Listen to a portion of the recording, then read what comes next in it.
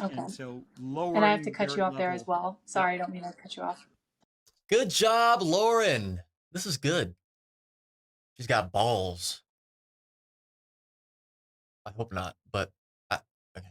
Let's wake up out of that dream, okay? Snap out of it. Snap out of it. Carnivore and vegan doctor hash it out over heart disease. I'll forgive you, but you tremendously abuse the science. You're wrong. Please don't. Well, so Dr. Khan saying that Dr. Ovadia abuses the science, he may be correct. I have no idea. But, well, it's quite ironic, quite rich coming from Dr. Khan, who doesn't understand science at all and also doesn't understand nutrition and doesn't understand statistics and biochemistry and physiology and any of that. None of it.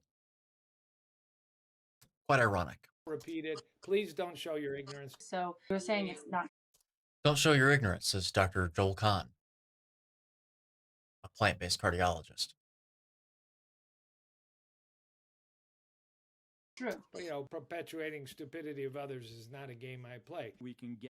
Yes, it is, Dr. Joel, and it's not really stupidity of others, but it's stupidity of yourself.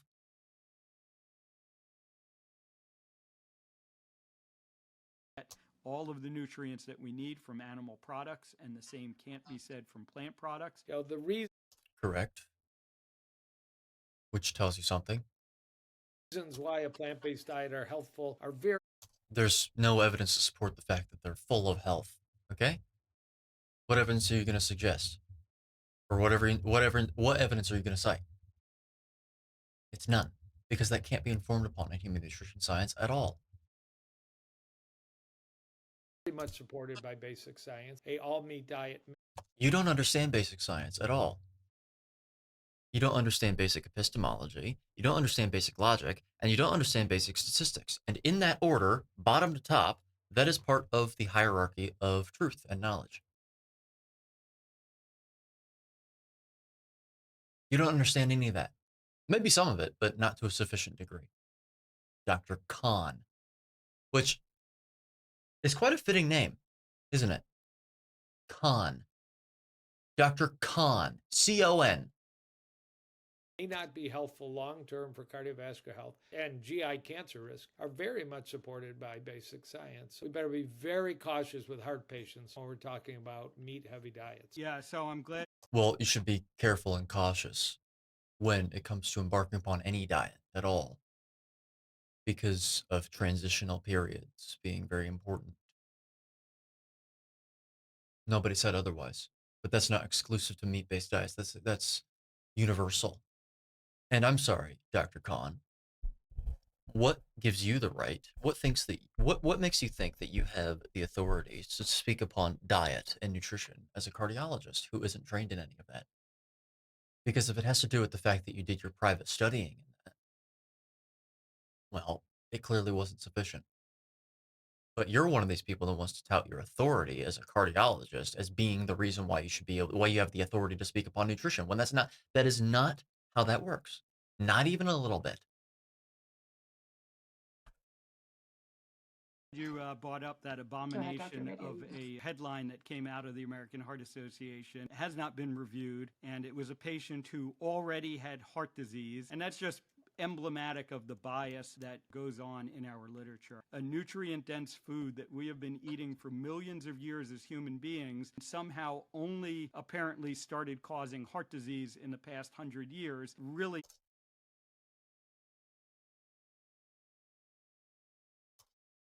Yeah, it's very silly. Very silly argument. Because it wasn't causing heart disease before. Now, it's not to say that meat wouldn't have caused heart disease in the past if we had lived long enough lives. I'm not giving credence to that, the validity of that argument. I'm saying that that argument is not enough to discount that argument. Because there's an idea of antagonistic pleiotropy that hasn't been able to be informed upon. It's merely theoretical and really not borne out at all. But at the very least, it's theoretical, and it's the idea that you can evolve. I mean, it's a fact that you can evolve under certain stimuli, and you can evolve to adapt to certain stimuli. But as a result of adapting to it, you actually lose lifespan. like genotypic maximum lifespan. Interesting. I mean, it happens with it. You could sickle cell anemia is a good example of this in Africa. Seems to be as a result of malaria ubiquity there over very long periods of time. So anyway, the idea though is that, oh, well, meat is an example. Meat consumption, lots of meat consumption throughout history is an example of antagonistic pleiotropy because it causes heart disease. So yeah, it may have made us like really, really robust in the beginning, and it may have increased brain size, and it may have increased muscle mass and all that, but it's actually shortening your lifespan and your health span, actually, heart disease and all that stuff. Okay, well, that's a theory. Why? Because, first of all, and it's a very not sound theory, but it's a theory because there's no way to inform upon that. Oh, well, meat and cholesterol cause heart disease. Then they start bringing up those studies to support the claim when we already know the validity of those, which is all. But second of all, if you do comparative gene analyses with our genes and compare them to other genomes, it seems that we should be living to about 120 to up to 150 years of age. In the context of our genes, well, in the context of using our current genes, those genes definitely having evolved to withstand the intake, the consumption of a carnivorous diet based on retrospective paleoanthropology, observational paleoanthropology, chemical anthropology through stable nitrogen and carbon isotope analyses, comparative anatomy, basic wildlife investigation, and even elements of biochemistry. So there you go. Makes no sense. Are statins beneficial and why? Does high cholesterol cause heart disease? What role does refined sugar have on heart health? Do you believe that seed oils are causing inflammation? It sounds like the obvious truth is. All right. Well, I think without any further ado, let's get into this. So, very, very excited to have you guys both on today. Thank you so much for taking the time. Today, I'm going to let you guys speak to your expertise, of course, but Dr. Ovadia. You're also going to let them not speak to their expertise whatsoever, which is fine, by the way. It's good to have you be able to do this. That's not an attack on you. But I'm just saying that's also what you're doing. But anyway, you are a cardiologist who it seems like you have a lot of belief that there's a lot of different ways one could live their lifestyle to have a healthy lifestyle, avoid disease and heart issues, but you are somewhat of a proponent of the animal-based lifestyle. But I'll let you get into that in a second here. And Dr. Khan, you have been vegan for the last, I want to say it's 27 years 40, or so, 40, close to 30. 47. 47 years, okay.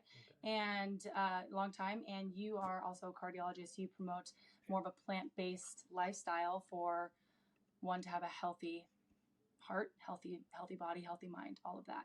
So the point of this conversation today is really to have a conversation. You guys are both experts in the field.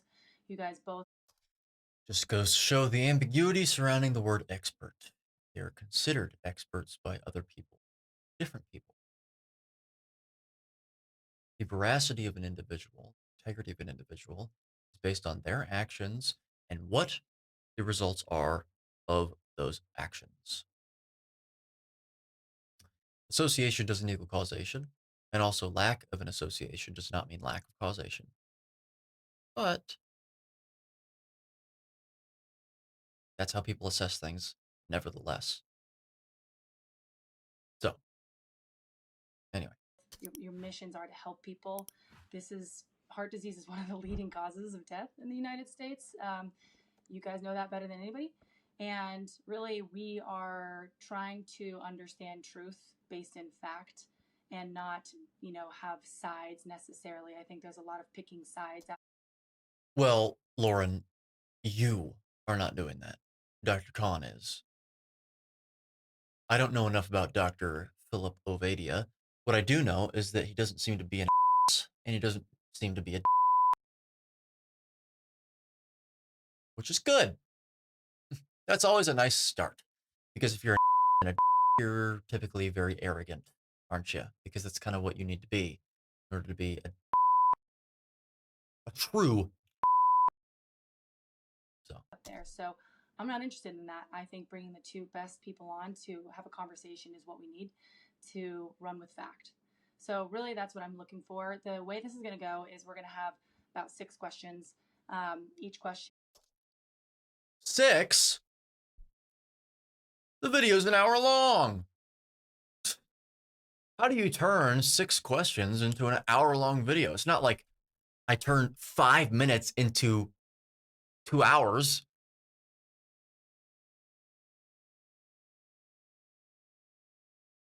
And I'll post you both, and then each of you get 2 minutes or so. It's gonna be exactly 2 minutes, really, to state your point, and then after that we'll get 5 minutes to have a conversation back and forth. I am going to be pretty strict on cutting you guys off, so if I cut you off, it's just because time's up. But would love for you guys to Look at Dr. Khan with his complacency. Like, it's one thing to be busy while doing this, but if you were busy, why didn't you schedule it for another time?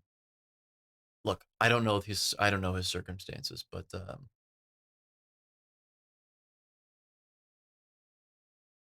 anyway, whatever. to be as direct and informative with the information that you have as you possibly can, because that's all what we're looking for here is just. Well, Dr. Khan can't do that. You said as much as they possibly can. Well, you're talking to Dr. Khan. Dr. Khan. Oh boy. Wow. Okay. Can't wait. Can't wait to hear Dr. Khan open his mouth. I wonder who's going to open. Understanding to help people out. So does that make sense? Do you guys have any questions on that? Good. Let me do this really quick. If you guys wouldn't mind, Dr. Khan, give a quick, 1 minute of who you are and why you are worthy of having this conversation. Yeah. That's a good question. Why you are. Why? Who you are and why. Why you are. Everybody listening. Sure. My name is Joel Kahn. I'm a medical doctor. I'm a fellow of the American College of Cardiology. Right. Okay. So there you go. So you're a medical doctor and you're a member of you're a cardiologist, right? So what gives you the idea that you have any ability to speak upon human nutrition science with any administered authority? Because again, I'm not appealing to authority here. What I'm saying is Dr. Khan is one of these people that appeals to his own position as a reason as to why he has the authority to speak upon nutrition. If that's what you're saying, that's not valid because you weren't trained in that. If you're going to say, no, I'm not saying that I have the right to talk about these things or have the authority to talk about these things because I'm a cardiologist or because I'm a medical doctor. It's because of all my private studying and what I know now based on, voluntary individual investigation. Then that's a different story. But anyway. Clinical professor of medicine at Wayne State University School of Medicine. I've been graduated summa cum laude from University of Michigan School of Medicine. I have been taking care of patients for about 35 years. Right now it's an all preventive practice, but I used to be pretty internationally known in the field of interventional cardiology, heart attack treatment, and stents. I personally have been plant-based for nearly 47 years, so I have a lot of experience personally in counseling patients. And I have a calcium score of 0 and absolutely no plaque in my coronary arteries on CT angiography, which is a pretty good statement in and of itself. But I'm talking about a much broader body of data than a personal statement. But that's it. Awesome. Okay, and Dr. Ovadia, what about you? Sure thing. So I am a cardiac surgeon, have been in practice for 20 years, and I was a very unhealthy heart surgeon. I was morbidly obese. I was pre-diabetic, and I ultimately had to figure out for myself why that was. And ultimately came across a low carbohydrate approach, which then evolved into a carnivore approach now for the past 4 years or so. I also have a coronary artery calcium score of 0, although admittedly I'm a few years younger than Dr. Khan. But that is in the context of a strong family history of heart disease and siblings who both have non-zero scores. So I think I might be doing something right. And I have increasingly been focused on keeping people off my operating table and helping people to understand how they can avoid the need for heart surgery. Yeah, that's fantastic. You guys are both doctors. Notice that he is a heart surgeon, so the same claim applies to him.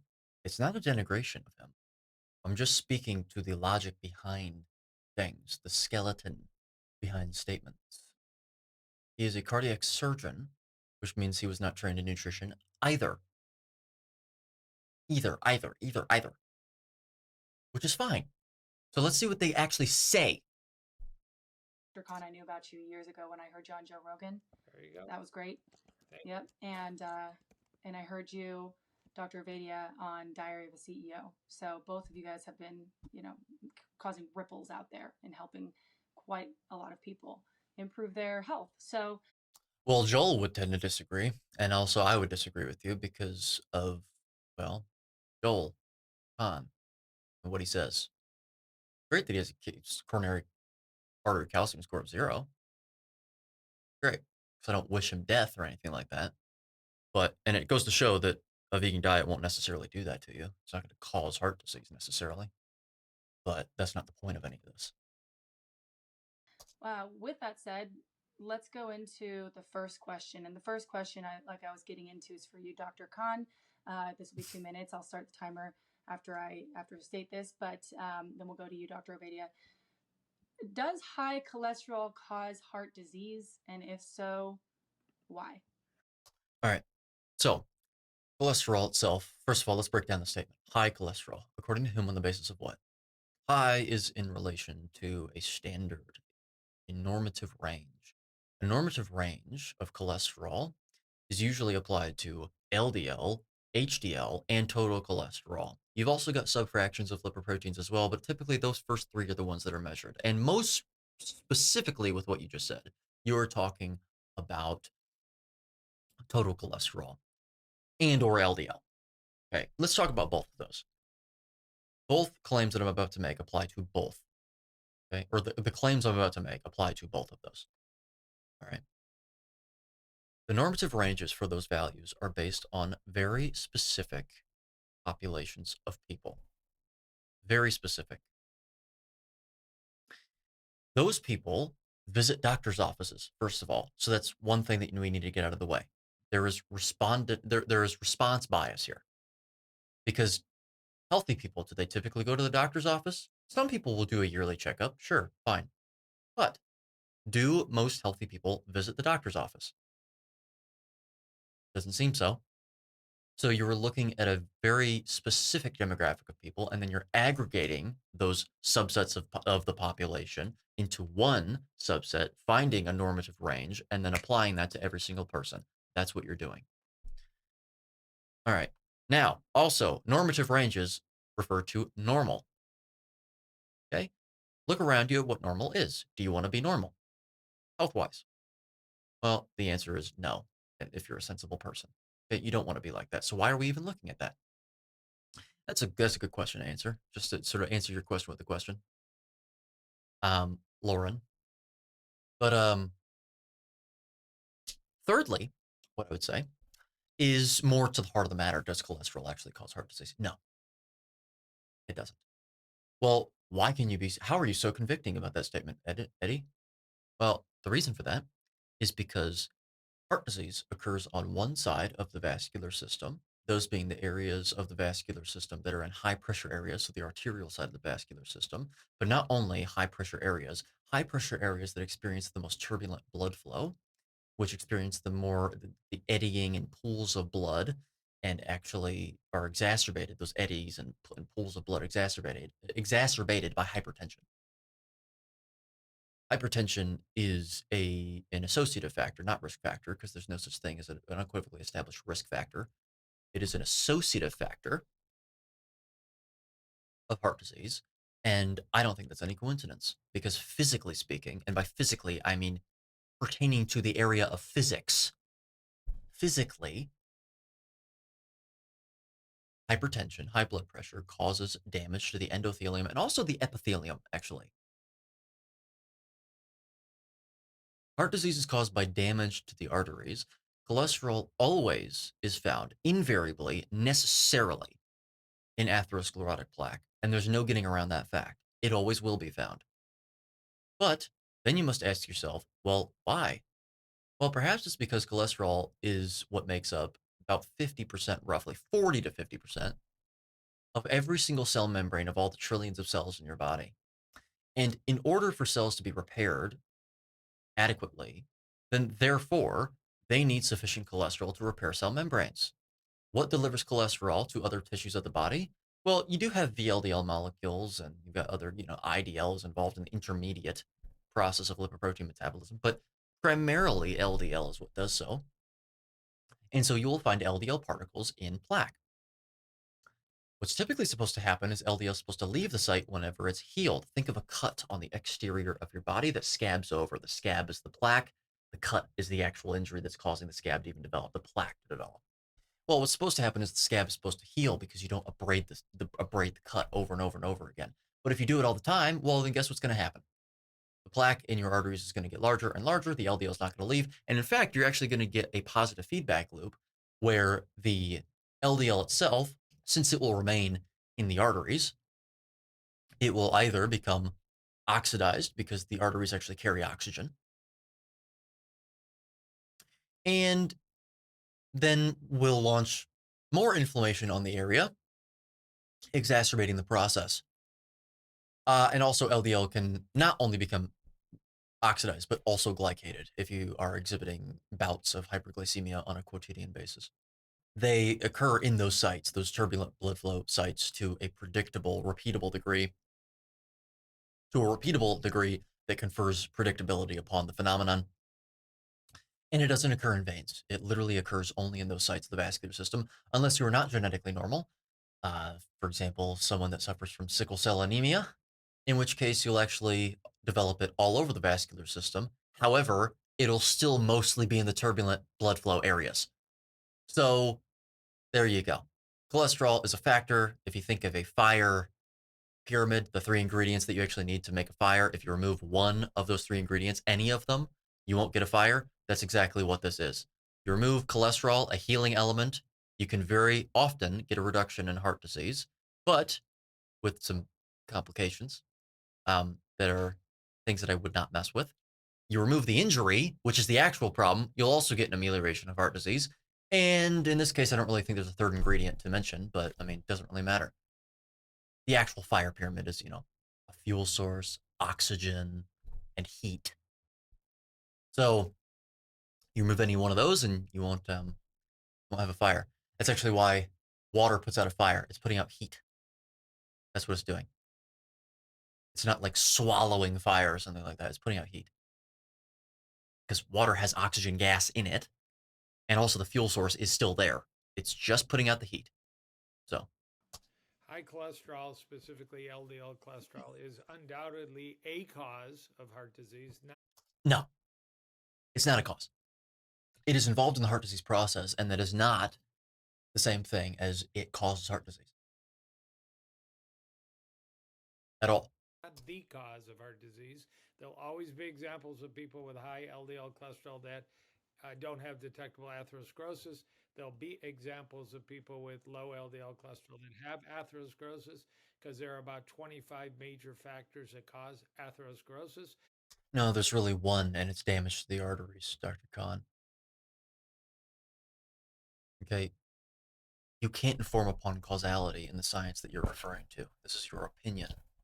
Cholesterol is involved in the heart disease process, but it does not mean that it causes heart disease, because it doesn't.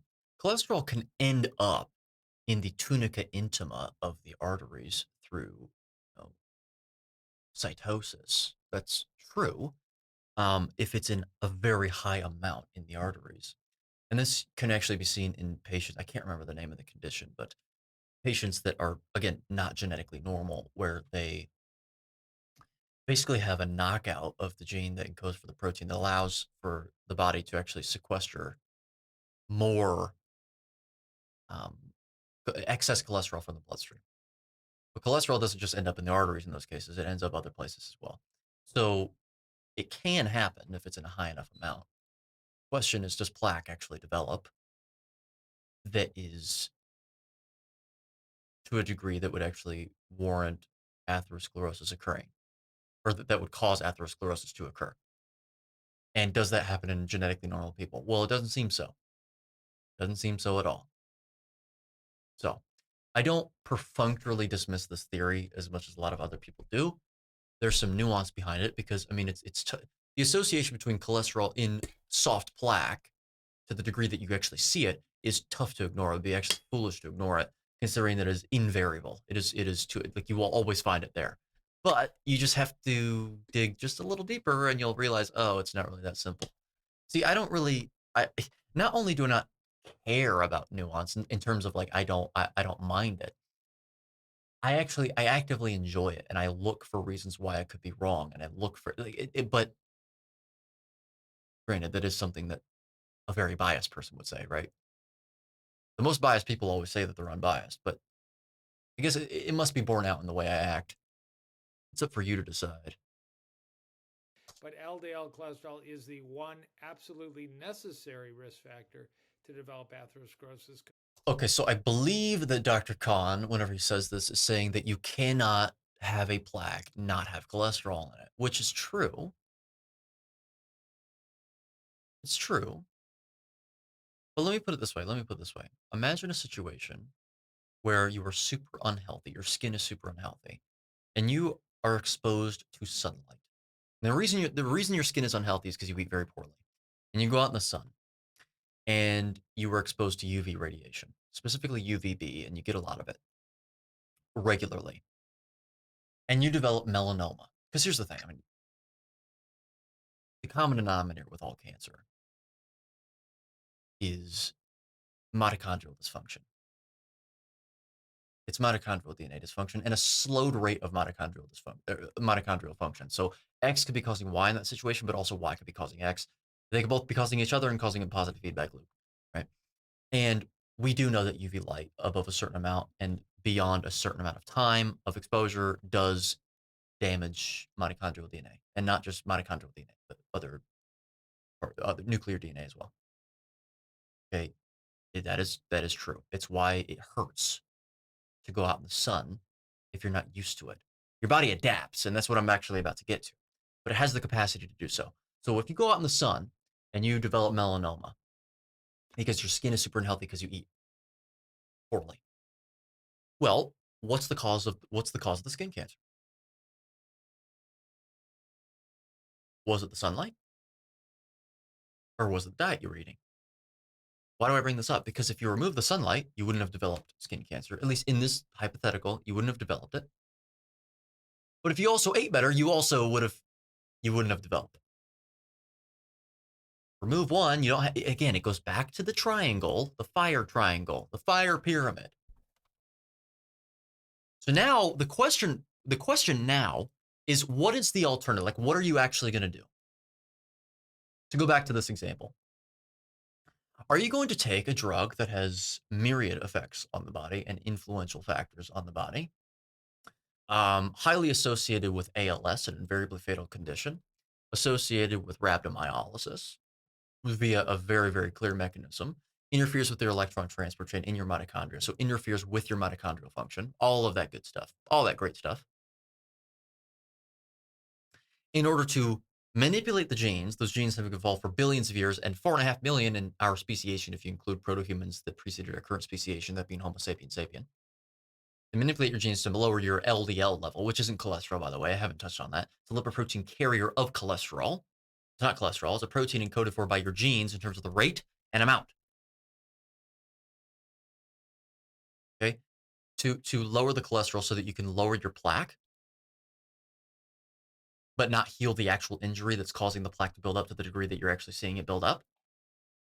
Or do you heal the injury by, I don't know, eating a diet that is not incongruous with what our genes most evolved to genotypically withstand according to Darwinian principles of evolutionary biology? Well, the answer clearly, the sensible answer is the latter. Why would you take a drug that was made and really existed for only a few decades now, that is highly associated with extreme problems? Uh, Extreme problems. ALS is an extreme problem, okay? Invariably fatal, as I said.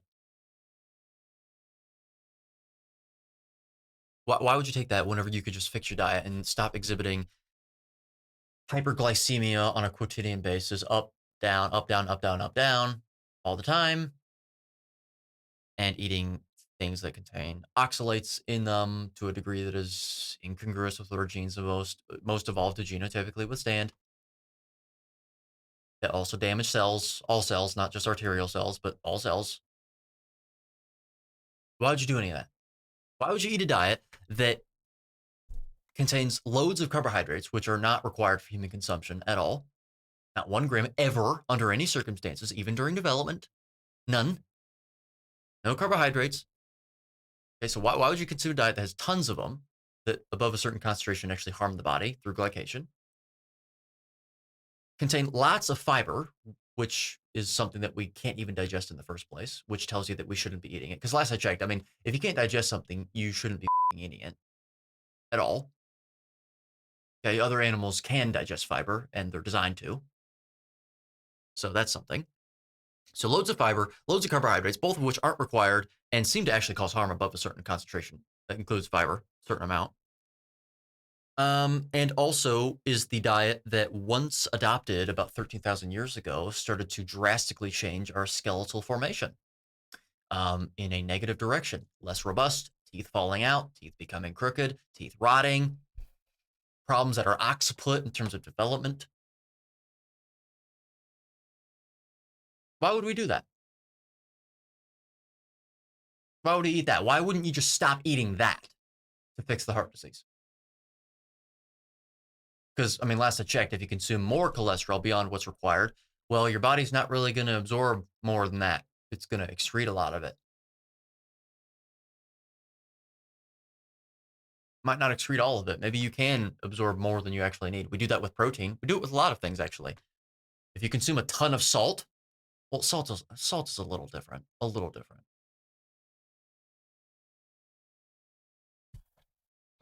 Anyway, there's certain exceptions, and that's why the body is very interesting. But anyway, I think we covered it. We're done. We're done. It's what's found in the plaques, Covered that. either plain LDL or oxidized LDL. There you go. Both are usually found. We already covered the reasons why. We already covered the reasons for this. The oxidized LDL gives you a hint, though. If there's oxidized LDL, even if it's paired with regular LDL, why was the LDL oxidized? Could it be because it was there for a very long time? There are multiple what are called Mendelian randomization studies. Oh boy. So this is when Dr. Kahn starts pretending like he actually understands how to interpret science. Mendelian randomization studies do not involve measuring anything over any period of time.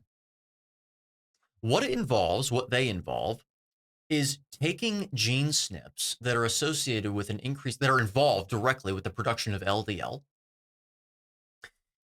observing people that have that gene SNP or that allele, and observing them over a certain amount of time, which is typically a long time, and basically observing the incidence of death from heart disease. Okay, do you understand how weak this is? They don't measure LDL one time during that study. It completely fails to consider phenotypic adaptation because the rate at which a gene performs its function is dependent on the environment in which they are placed. And also, association doesn't equal causation. Dr. Kahn, what else were these people doing? What else were these people not doing? How many people were there in the study? What was the control group? What was the increased rate? What was the increased incidence rate? What was the ratio? The hazard ratio. No, the incidence ratio. And what does that equate to in absolute terms as well? Don't report relative terms only, a ratio, a percentage, a proportion. No, report the absolute values that those relative values pertain to. Those studies are absolutely poor. Unacceptable behavior, Dr. Khan. Already off your rocker. I'm the author of one of them in 2012, that if you're born with a lower LDL cholesterol than average, you will have a dramatically lower risk of coronary disease. What an atrocious claim. What a completely unfounded claim. So if you were born with lower calculated, not measured, LDL,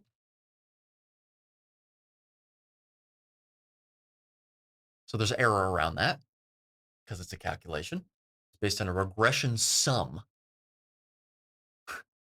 Okay.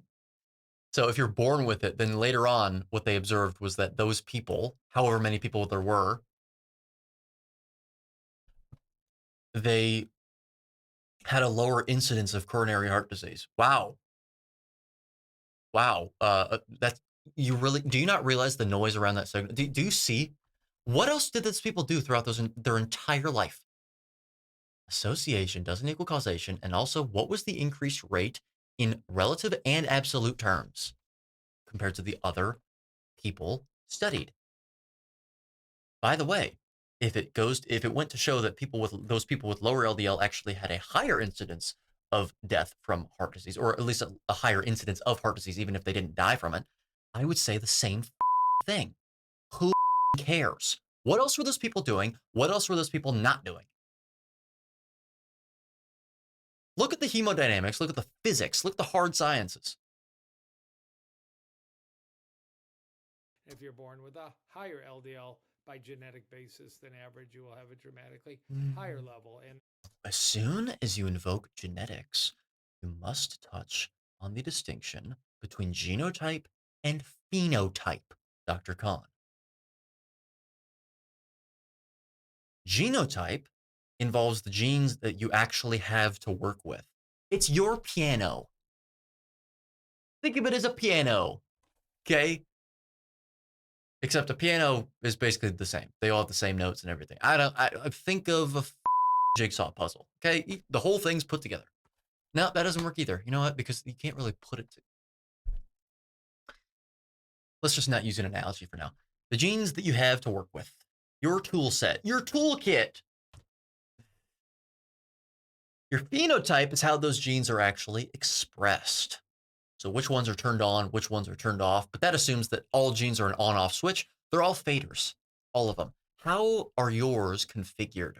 Is this one turned up a little more than someone else's? Does someone else not even have this fader? Someone else have someone else, another one? Okay. There are certain genes that everyone has, though, and this includes these LDL genes, these LDL alleles. But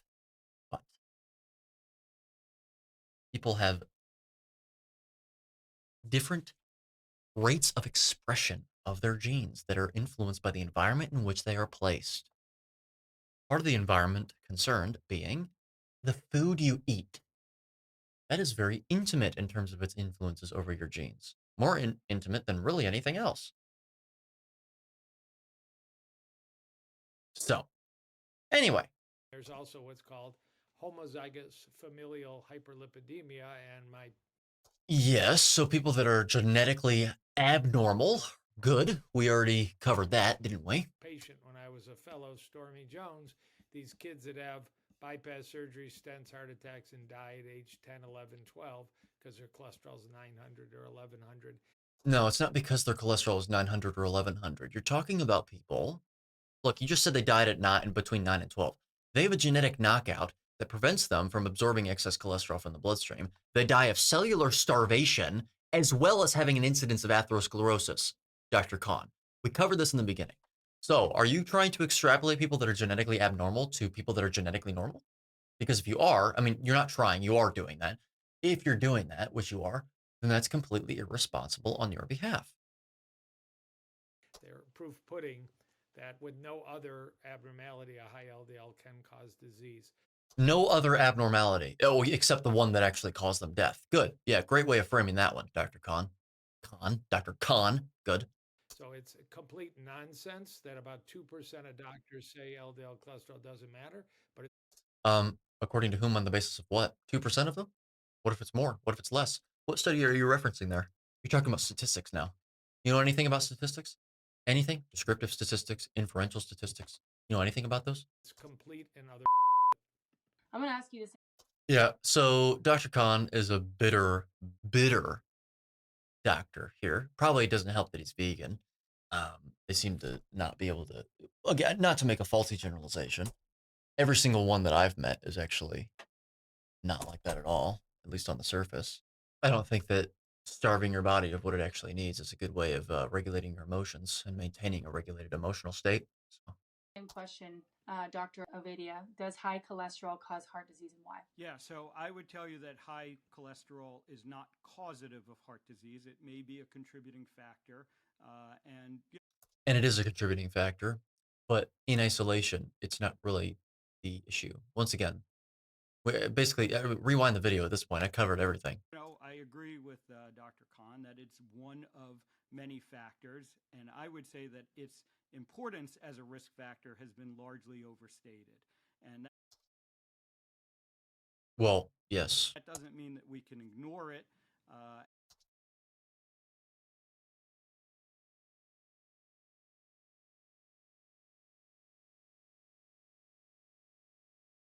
Whatever your cholesterol level is, it is determined by your genes and nothing else. By that logic alone, it doesn't mean that it isn't a problem, because there's lots of things that are regulated by your genes that are influenced by the environment in which you place them that can become a problem. You can produce too much glucose, too much being it's actually causing you a problem, it's causing you glycation damage through gluconeogenesis. But gluconeogenesis produces glucose according to the genes and what environment you've placed the genes in. So, I mean, there you go. Like, it could still be a problem. But the reason I say that is because, well, the genes, the cholesterol level itself is not the problem. It's what you're doing. If cholesterol were actually the problem, which it isn't, and we just covered it, fire pyramid. And I would also say that there is a lot more nuance. We have been focused on the amount of cholesterol as the risk factor, and I would put forward that it's more the quality of the cholesterol. All right. So this is where Dr. Ovadia, I don't know if it's because he's trying to be conciliatory. I don't know what it is, but I disagree with this. Not entirely. I mean, we're talking about oxidized LDL. Those things are contributory. Yes, they are. But it's not the root, because the root, why did the cholesterol get oxidized in the first place?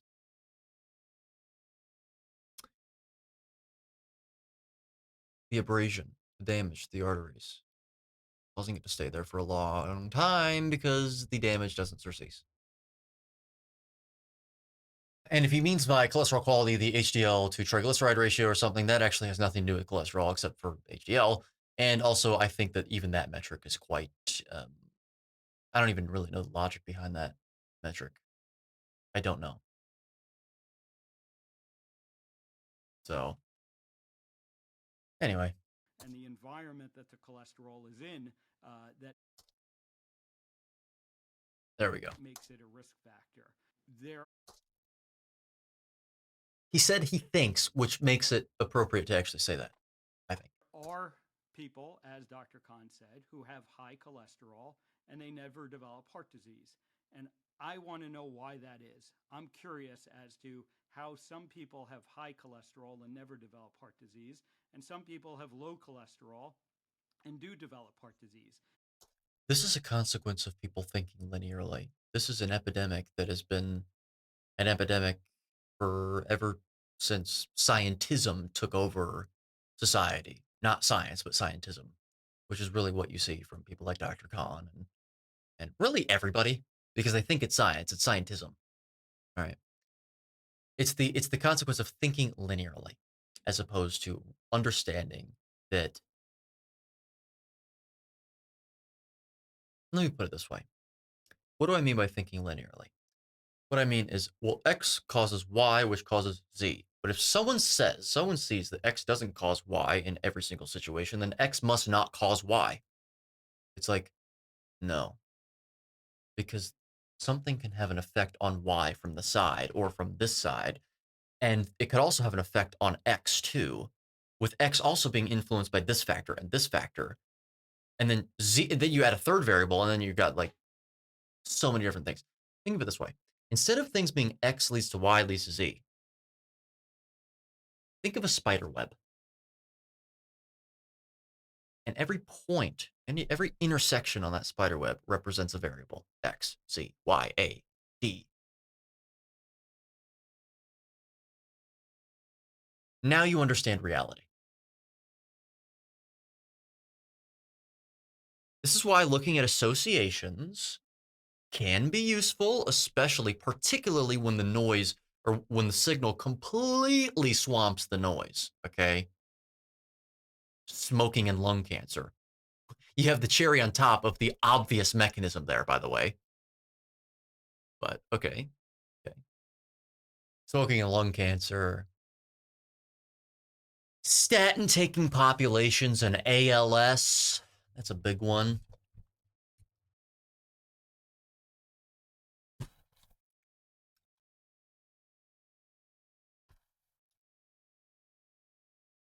But just looking at weak associations and then saying, oh, well, what?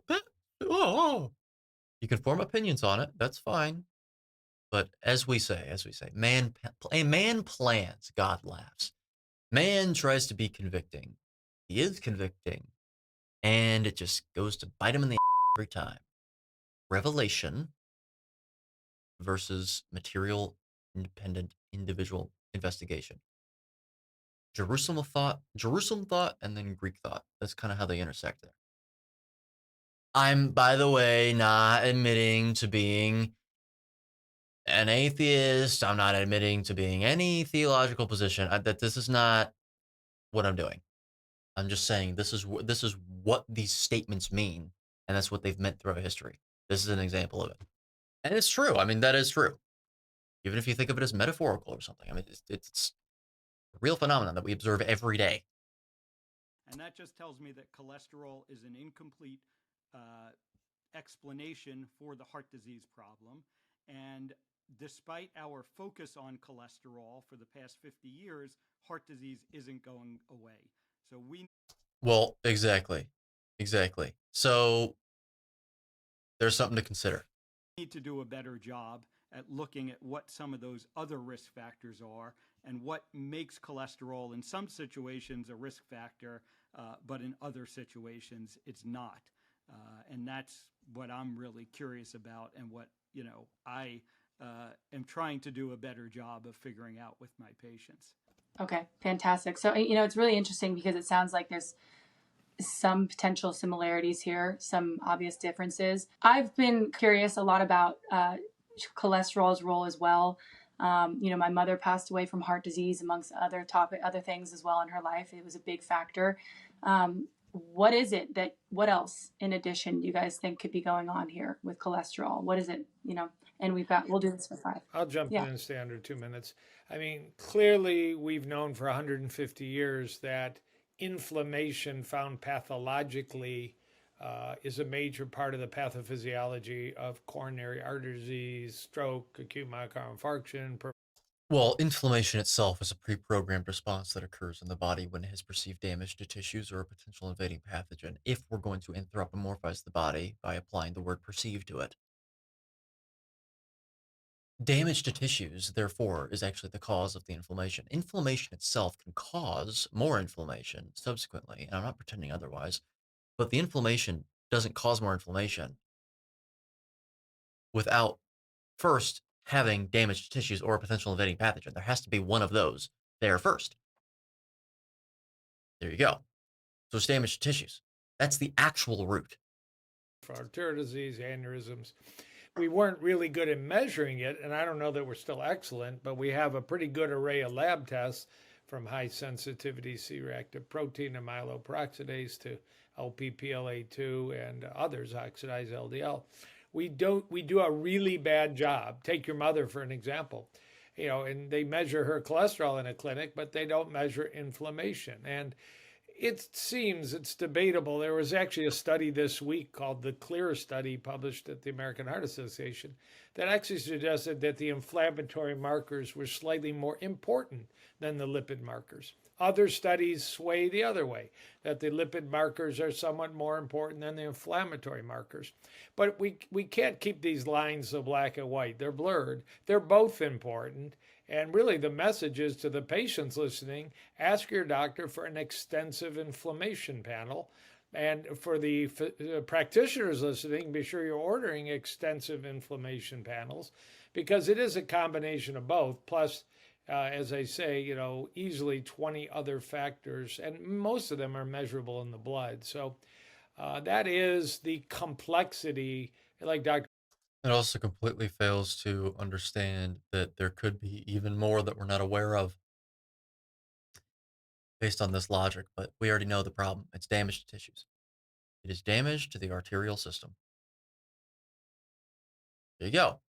Ovadia said, of taking one patient and trying to figure out why they do or don't have atherosclerosis. You got to do very comprehensive lab work, and you might uncover homocysteine, you might uncover lipoprotein A, you might uncover genetic factors, ApoE4. So it takes a lot of blood work. It costs a lot of money, but it's fun to track down and try and help people when you have the whole database. Sure. And Dr. Ovadia, go ahead, and we've got 5 minutes, so go ahead and respond to that. Yeah, so first and foremost, I agree with everything that Dr. Khan said, and I think inflammation is very important. And the only little, nuance that I would maybe change about what he said about the recent, study that came out of the CLEAR study last week was it really showed that inflammation was a much more significant risk factor, and LDL in that study had really no predictive value in heart disease. Yeah, and then that puts into question the sample size. It puts into question the demographic of people. It puts into question the duration of the study as well. Well, really, this wasn't one that concerns any duration. Really, it was sort of a snapshot in time. I believe I haven't actually observed the study myself. Yeah, it puts into question all those things, because then what extrapolative power does it really have then at that point? I mean, you can never actually extrapolate the results of a study done on a population to any other population that wasn't studied. But in terms of like formulating strong opinions, that's the question that I have. Which doesn't, again, like I said in the first question, it doesn't mean that LDL is meaningless. It just means that we need to recognize its importance. Yeah, you need to recognize why it's found in the plaque. You need to recognize why it stays there and becomes oxidized.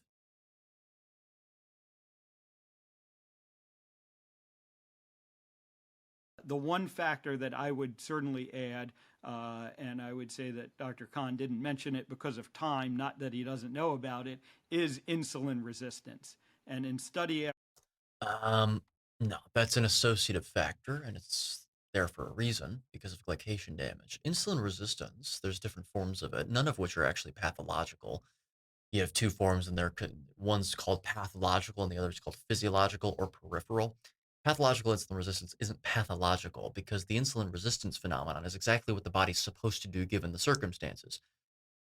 Thinking that insulin resistance is a pathology leads to drugs like metformin that force glucose into cells whenever it's purposely preventing the entry of it. The genes are doing what they're supposed to do given the circumstances. Believing that insulin resistance, the consequence of that, is the problem, is a problem. It is misanthropic, whether they realize it or not. Road to hell is paved with good intentions, as they say. So, the actual pathology is the elevated blood glucose, beyond what the genes are evolved to withstand on a continuous level. That's the problem. The glucose damages your tissues, because 0.02% of glucose actually exists in terms of an aqueous solution. When it's in an aqueous solution, exists in its linear, unchained form. Usually glucose is in a closed hexagonal sort of shape. And 0.02% of it exists in a linear form. And that linear form is actually what's exposing its aldehyde group, and aldehydes are very reactive, and so they'll react with a bunch of proteins, and that's how it forms covalent bonds They're very strong bonds with other proteins, and they derange them and they render them completely useless. So that's basically what's going on. 0.02% seems like very little, and because it is very little, it only takes a bit to cause a problem. So if you have like 80 milligrams per deciliter of glucose in your blood at all times when you measure it, well, 0.02% of that is actually reacting with your tissues. And your body is designed to withstand that amount of reactivity. That's normal. Once you start getting above that, then it only takes that little bit of glucose, that little absolute change to actually cause a big problem. And so insulin resistance, well, that's going to be causing elevated blood glucose continuously. Then you've got a problem. After study, and the seminal work going back to Dr. Reven in the 1970s and 1980s, insulin resistance is clearly a major risk factor for the. No, okay, so I don't like this rhetoric, and the reason for that is because insulin resistance is not a pathology. Why is this important? Because you might think, well, of course he means diabetes. Yeah, but he doesn't mean diabetes. He's not saying diabetes, at least. As soon as you start saying that insulin resistance is a pathology, then you start immediately saying, well, if you're carnivore, you're just masking symptoms because you still have insulin resistance. You still have insulin resistance because if we give you a glucose tolerance test, there's a possibility that, and that's the key, there's a possibility. Some people, this actually doesn't even happen. In some carnivores, this doesn't happen at all. Talk to Coach Stephen Thomas about this. I did, actually, a little while back. It'll spike, and then the glucose level will hold, and then it'll come back down. So you still have insulin resistance. So you're still you still have pathology. No, because I'm not dealing with any damage to my tissues. A pathology is something that interferes with your health status. Okay, there's different forms of insulin resistance. Insulin resistance is not the problem. The problem is elevated blood glucose. All right? If it's a function of what's considered colloquially pathological insulin resistance, then so be it. But that doesn't mean to fix the insulin resistance. It means to fix the diabetes. Okay? Holistically. Eat an indicated diet. Eat an indicated diet. Because you know what? Even then, if you say, well, the solution is the pathology is actually elevated blood glucose, so you just need to get rid of the elevated blood glucose. Well, you still, therefore, you're like, okay, well, then I could just. I mean, that therefore implies that no matter how you remove the glucose from the blood, it's going to be indicated. That's not true. So actually, the solution always is to stop engaging in contraindicated activity. Contraindicated. Buy now if you haven't already. Second edition out now. Link in the description below for paperback, hardcover, ebook, and self-narrated audiobook version. Because I'm all about authenticity. Read all about this hemodynamics of heart disease, the actual cause of heart disease is, which you kind of already learned here. All of the myths surrounding diet. Physiological insulin resistance is actually one of them right there. But also you've got myth number 8, the Great Blue Zone myth. Myth number 6, the Great Calories myth.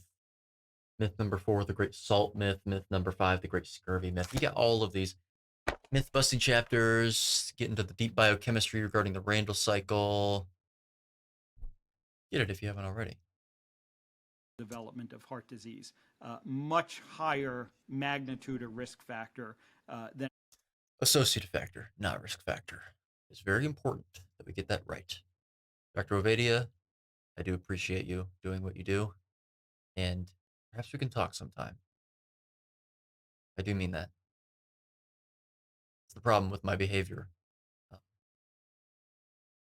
that I exhibit here is sometimes it comes across like I'm personally attacking these people. I want to be friends with all of them, except for perhaps Dr. Khan. Embittered Dr. Khan. LDL cholesterol is in every study that I have looked at that compared the two.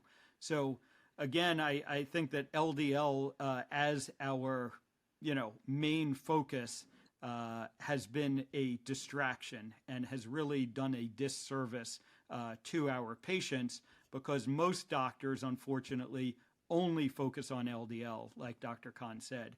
And that is clearly not good enough. And we need to be checking these inflammation markers. We need to be checking for insulin resistance.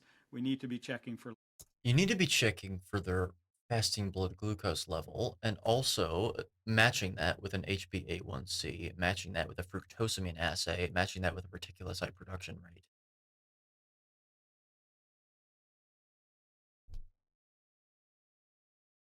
The insulin resistance thing should not be looked at.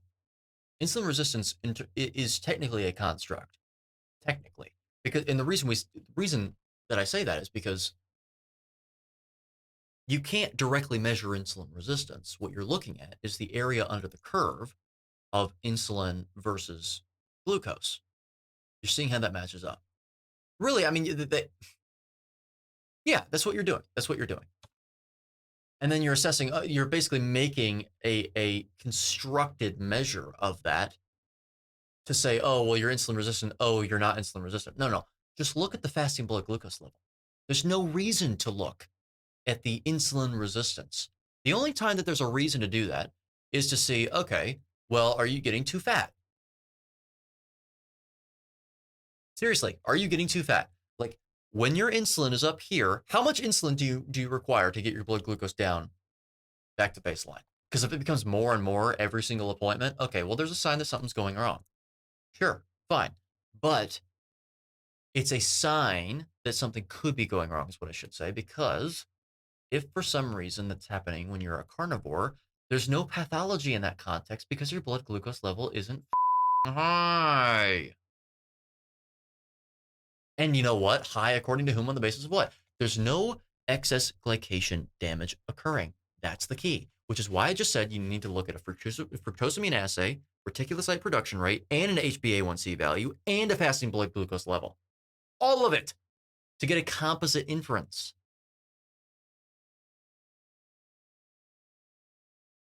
Let's continue. Lipoprotein A and homocysteine, and getting more, and then making the changes that are going to influence these metrics. And unfortunately, for a lot of these metrics, like insulin resistance and inflammation, it's not as simple as prescribing a pill. It really comes down to diet, lifestyle, interventions. And that's where I think the most power lies. And I think doctors, quite frankly, need to wake up and no longer be willing to just be pharmaceutical dealers. And we need to be thinking about these root cause issues and these diet and lifestyle changes that we can help patients to implement to really have meaningful impact on their health. Yeah, absolutely. I think both, it's fascinating because both you guys are saying similar, LDL. Well, Dr. Khan, it sounds like you're saying that the emphasis is certainly on cholesterol, but certainly not alone, right? Definitely not alone.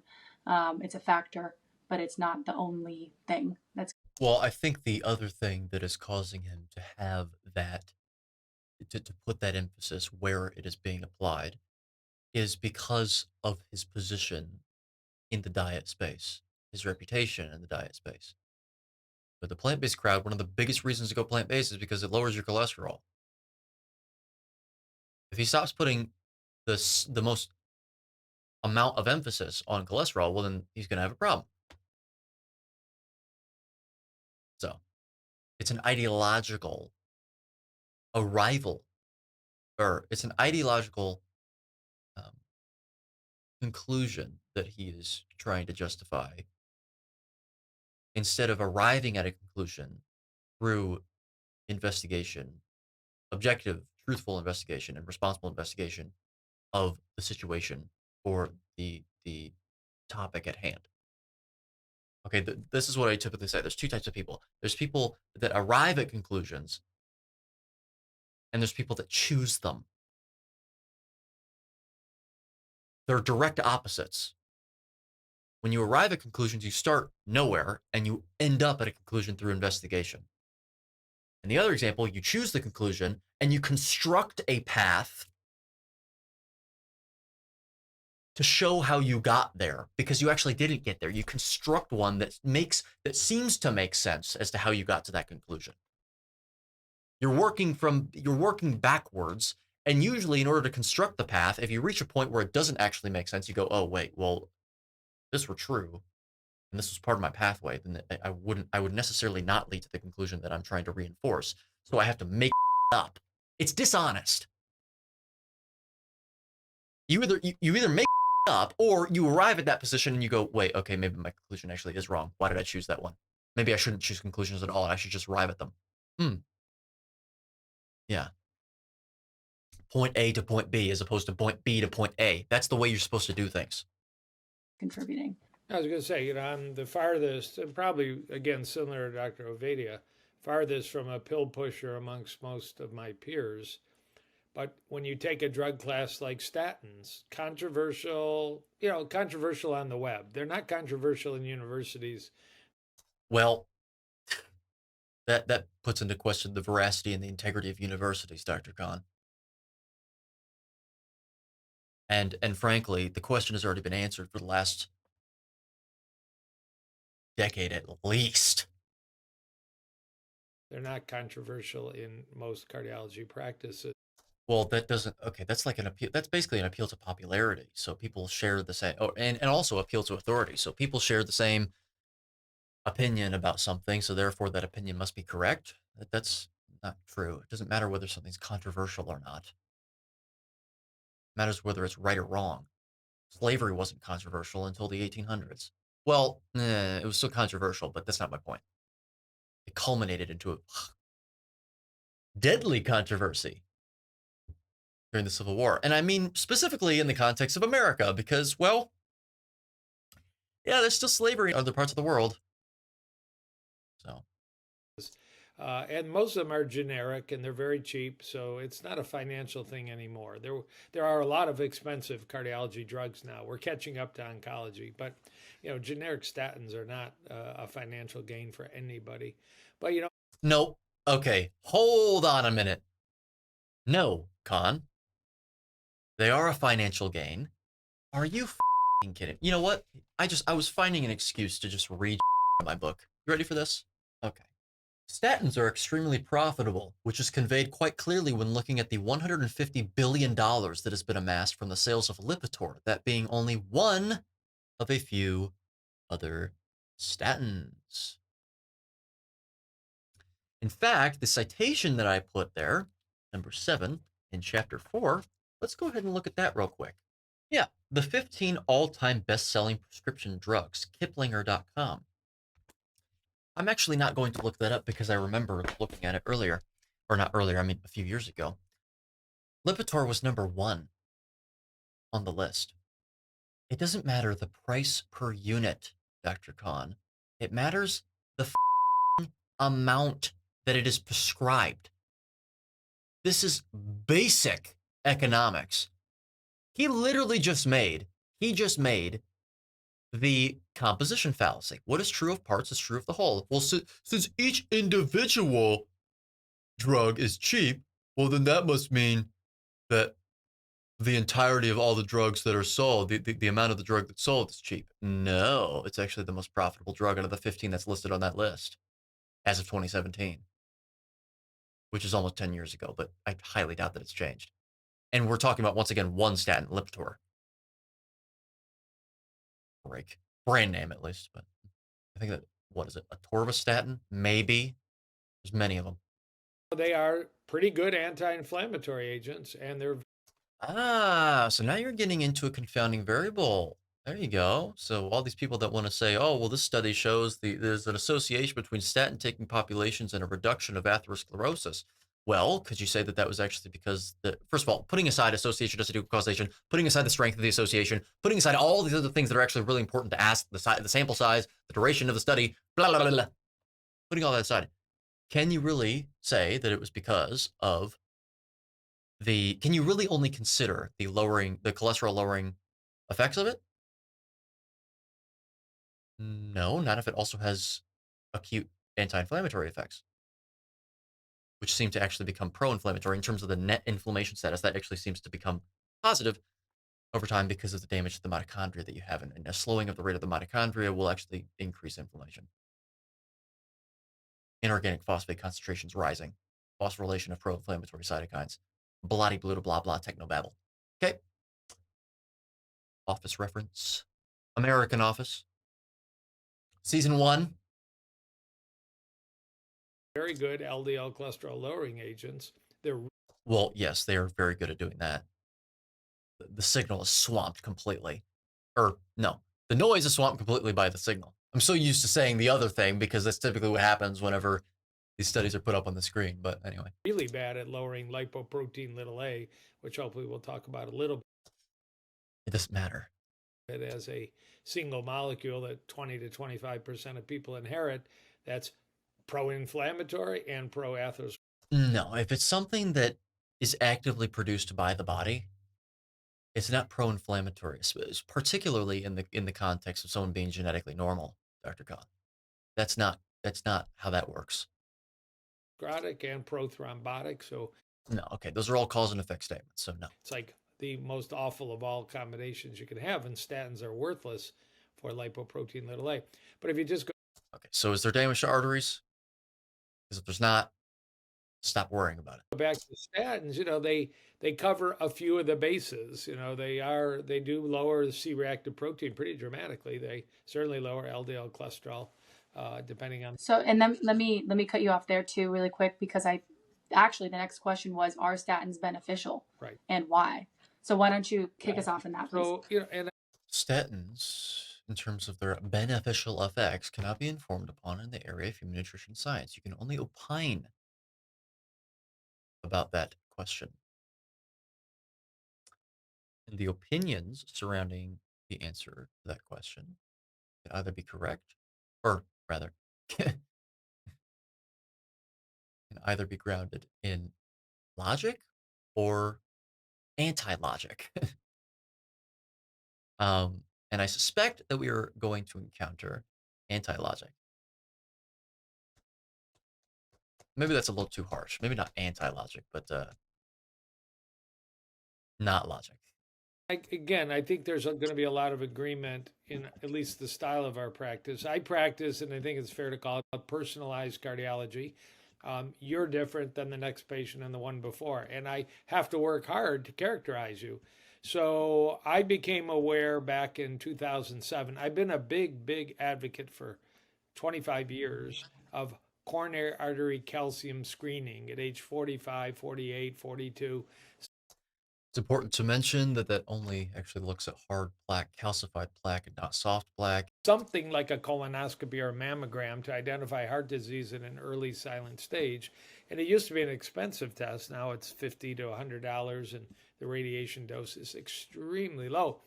But in 2007, a group formed called SHAPE, Society of Heart Attack Prevention and Eradication. I was not in it, but I read it. And they suggested before you pull out your prescription for Lipitor or Crestor in a otherwise healthy person with a high cholesterol, get a calcium score or get a carotid ultrasound. If they don't have plaque, why are you prescribing a prescription drug for life? Use lifestyle, whatever lifestyle. Dr. Ovadia's lifestyle, my lifestyle, exercise, sleep, weight loss. Give them a chance. You don't have to go to a drug. That subsequently has been endorsed, that a person with a calcium score of 0 before you get on drugs for life, if you're a 0. The American Heart Association says the same thing now since 2019. So I stopped statins. Well, that's an improvement. Look, I'm all for improvement. I'm not saying I'm a fan of them, but that is an improvement, and we should reward good behavior. Positive reinforcement. In a lot of people. I reduced the dose in a lot of people, and I won't use them in a lot of people because I've identified that they're like Dr. Ovadia and me. We both have calcium scores of 0.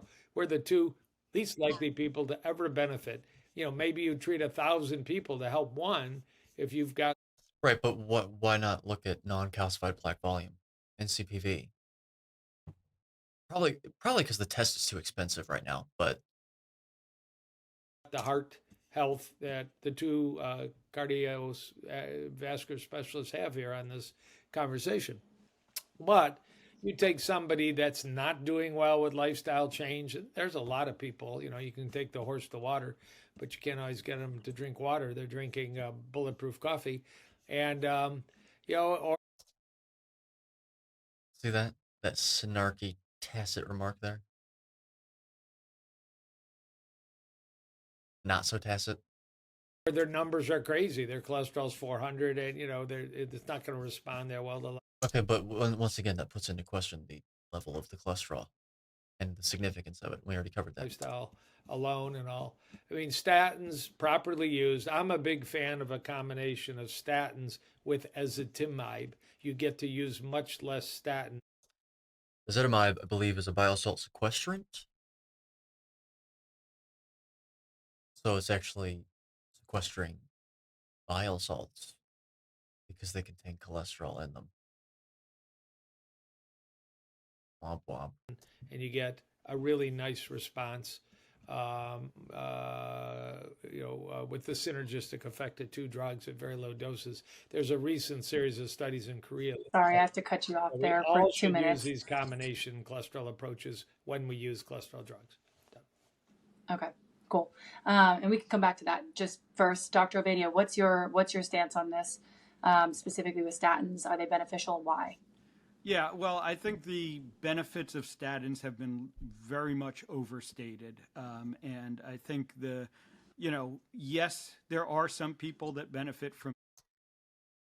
Yeah, in fact, if you're going to talk about benefits, meaning associated outcomes of statins, there were really 11 major ones at the time, a few years ago, as of a few years ago, and that were available to the public. Many of them, this is publication bias. Some of them are not available to the public at all. But of those 11 studies, whenever you actually aggregate all of the results to see the associated increased, the associated lifespan and like ratio, for example, of the intervention groups of the statin taking populations versus the control group, the ones that weren't taking statins, in the people that had, what was it? At the top of my head, I can't remember. It's been a long time since I've looked at it. I believe it was people that hadn't had a heart attack yet. They gained a median, they didn't gain anything. It was associated with an increased lifespan in absolute terms of a median of, I think it was about 4.2 days or something like that. And then in the control group, or rather, in the group of people that had already had a heart attack, it was about 3.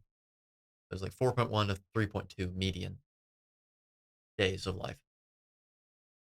So in terms of the what Dr. Ovadia is saying with the overstatement, yeah, yep, exactly.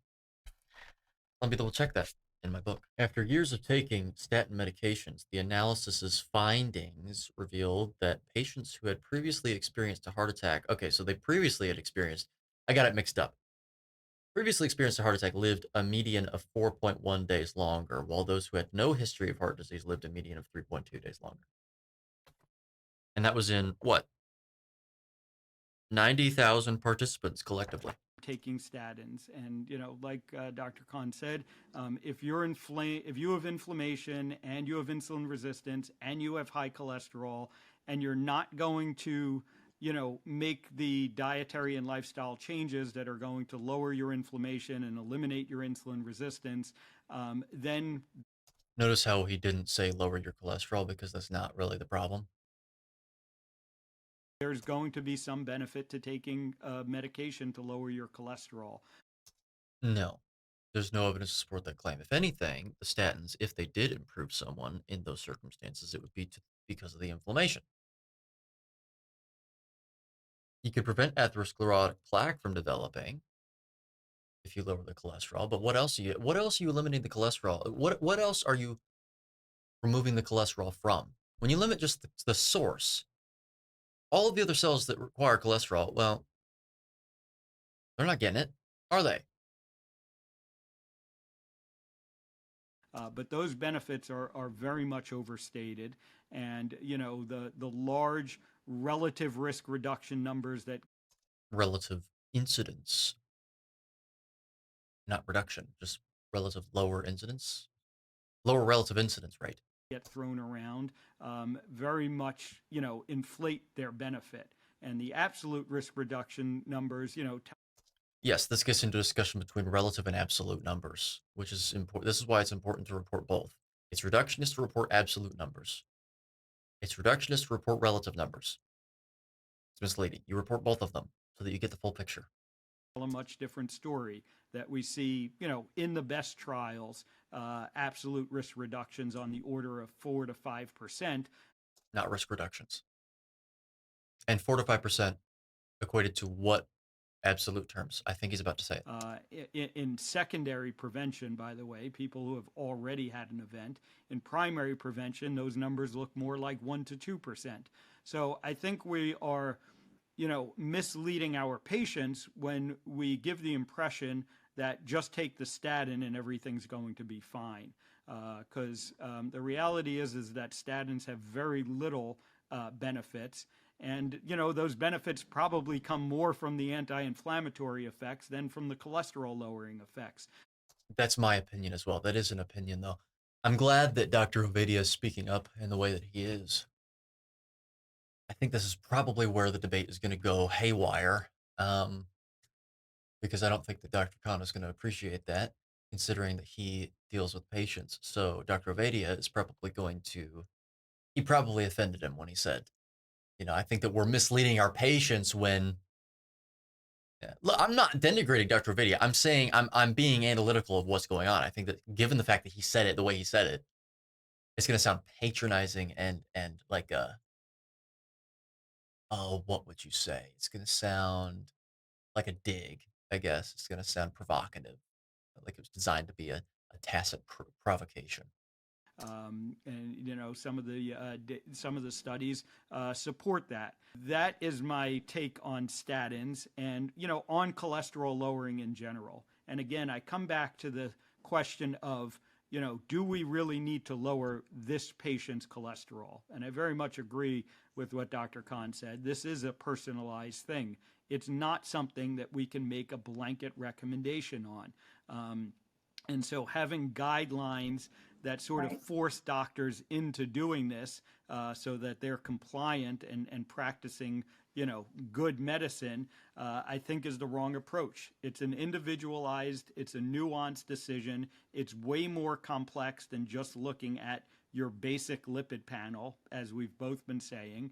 And you need to treat that patient in front of you. And we need to recognize that, yes, there are going to be some patients that having a elevated, even very elevated cholesterol level is not problematic for that person. There we go, Dr. Ovadia. Glad that you got to this point. Okay. And so lowering. And I have to cut you off there as well. Sorry, I don't mean to cut you off. Good job, Lauren. This is good. She's got balls. I hope not, but okay. Both of you, though, continue that. We're just now opening up. Continue with what you were saying. This is a full, keep going with what you're saying there. Yeah, and I guess I'd love to hear, Dr. Khan's thought on, are there patients in which an elevated cholesterol level is not problematic? And how do we figure out which patients those are? Uh-oh. Hey, I don't want to jump to conclusions here. But we saw that highlight reel in the beginning. I think arguably that if a person will go through a coronary artery calcium score and come back 0 or very close to 0, I'd prefer 0. And that's 40 to 50% of the population. So that's a lot of people. If I prefer to also do, if it's available, a carotid intimal medial thickness ultrasound just to look at another vessel with another technique. There's no erectile dysfunction and other factors. I'm very tolerant that they don't need a super low cholesterol. I mean, Did Dr. Khan improve? Because this is really not too offensive. This really isn't that bad. This is interesting. This is actually throwing me off. I'm happy. I'm happy. Because I'm glad. But I've been proven wrong today, it seems. Granted, the highlight reel kind of threw me off. I was like, okay, so yeah, that's exactly what I thought was going to happen. But am I getting proven wrong here today? I hope so. I really do hope so, because this is okay. What I would say is that the cholesterol level isn't really what should be assessed in the first place, though. That's where Dr. Khan and I disagree. But again, this isn't too offensive, is what I was saying. Not on a statin, and my cholesterol runs 205, 195. I have most of my serious heart patients much lower than that, but I'm tolerant of my own health because I monitor it pretty closely. Yeah, the serious heart patients shouldn't have a cholesterol level that low either, because if anything, the reason they got to that heart disease level, if they actually have a problem, is because of inflammation and it's because of damage to tissues and the things that they're eating. And they need cholesterol to repair other tissues as well that they're damaging. It's not good. Not to mention that all the other things that statins target, CoQ enzymes, for example, directly. You want to mess with that? You start messing with the mitochondria, you got a problem. We share a patient we just learned before we went on who runs a cholesterol, over 450. That's a little bit more controversial. Let's not go too deep into her, but people won't know who it is. But she has some coronary calcification and some carotid plaque and some completely wacko inflammatory markers. Well, there's a problem. That could also explain why some of these people actually have high cholesterol levels in the first place. Because cholesterol levels fluctuate up and down, but it doesn't explain why some of these people have lower cholesterol levels. So there's so many influences. Again, spider web. That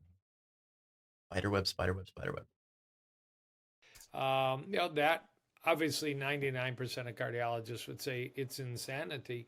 But, I actually told her I'm willing to watch you over time. I don't agree with what you're doing, but I think we can, head off the stroke and the heart attack if we keep a close eye on you.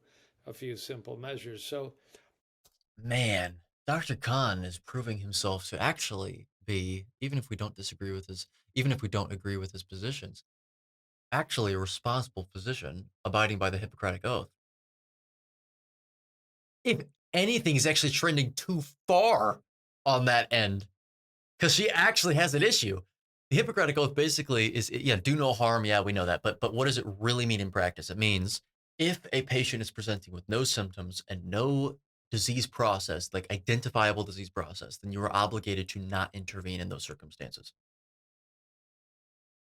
If anything, he's actually trending too far, because that's a disease process right there.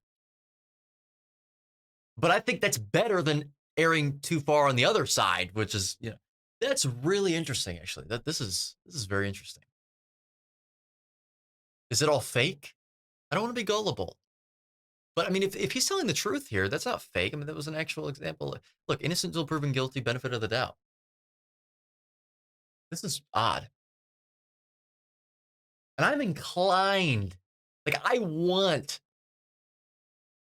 to believe what I'm perceiving right now. I want to. A lot of people, I think they tell me that they perceive me as the person that's extremely cynical. No, if anything, I'm not cynical enough, not nearly enough.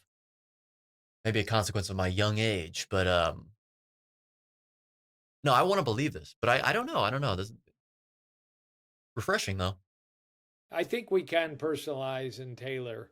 I haven't followed this completely, but you're probably aware of an online, I'll call him a lipid researcher, Dave Feldman, mainly posts on Twitter. And there's another cardiologist who's world famous for lipoprotein A, Dr. Sam Tsimikas, and they're actually planning some kind of low carb, lean muscle mass, high responder, hyper responder study, because there's a whole new world now. We should talk about coronary CT angiography. But, now we have the ability to look at some of these wacko approaches and actually look at coronary plaque Wacko approaches. See, there's still these snarky remarks, though. Get the hell out of here. development, coronary plaque regression, and maybe, be more precise in our patient care. Yeah, and full disclosure, I would say good friends with Dave and follow what he's doing closely. Yeah. And I think his study is going to help inform us. He has one study already underway. Him and Matt Budoff, who's one of the premier radiologists, and leaders in the CT angiography. Yeah, in the CT angiography field. And so they're doing the study where they're looking at these people with exceedingly high LDL cholesterol levels. Entry criteria, I believe, were over, you had to have an LDL over 300 for at least 3 years. And doing CT angiograms 1 year apart. And I think it's going to be very informative. And I agree with you. I think the CT angiogram is a great tool that we have available to be able to monitor patients and determine if all of the various factors in their life are problematic or not. Are they accumulating plaque or not? And so Which still puts into question the reasons why, because it could be for many, many things that don't have anything to do with diet at all.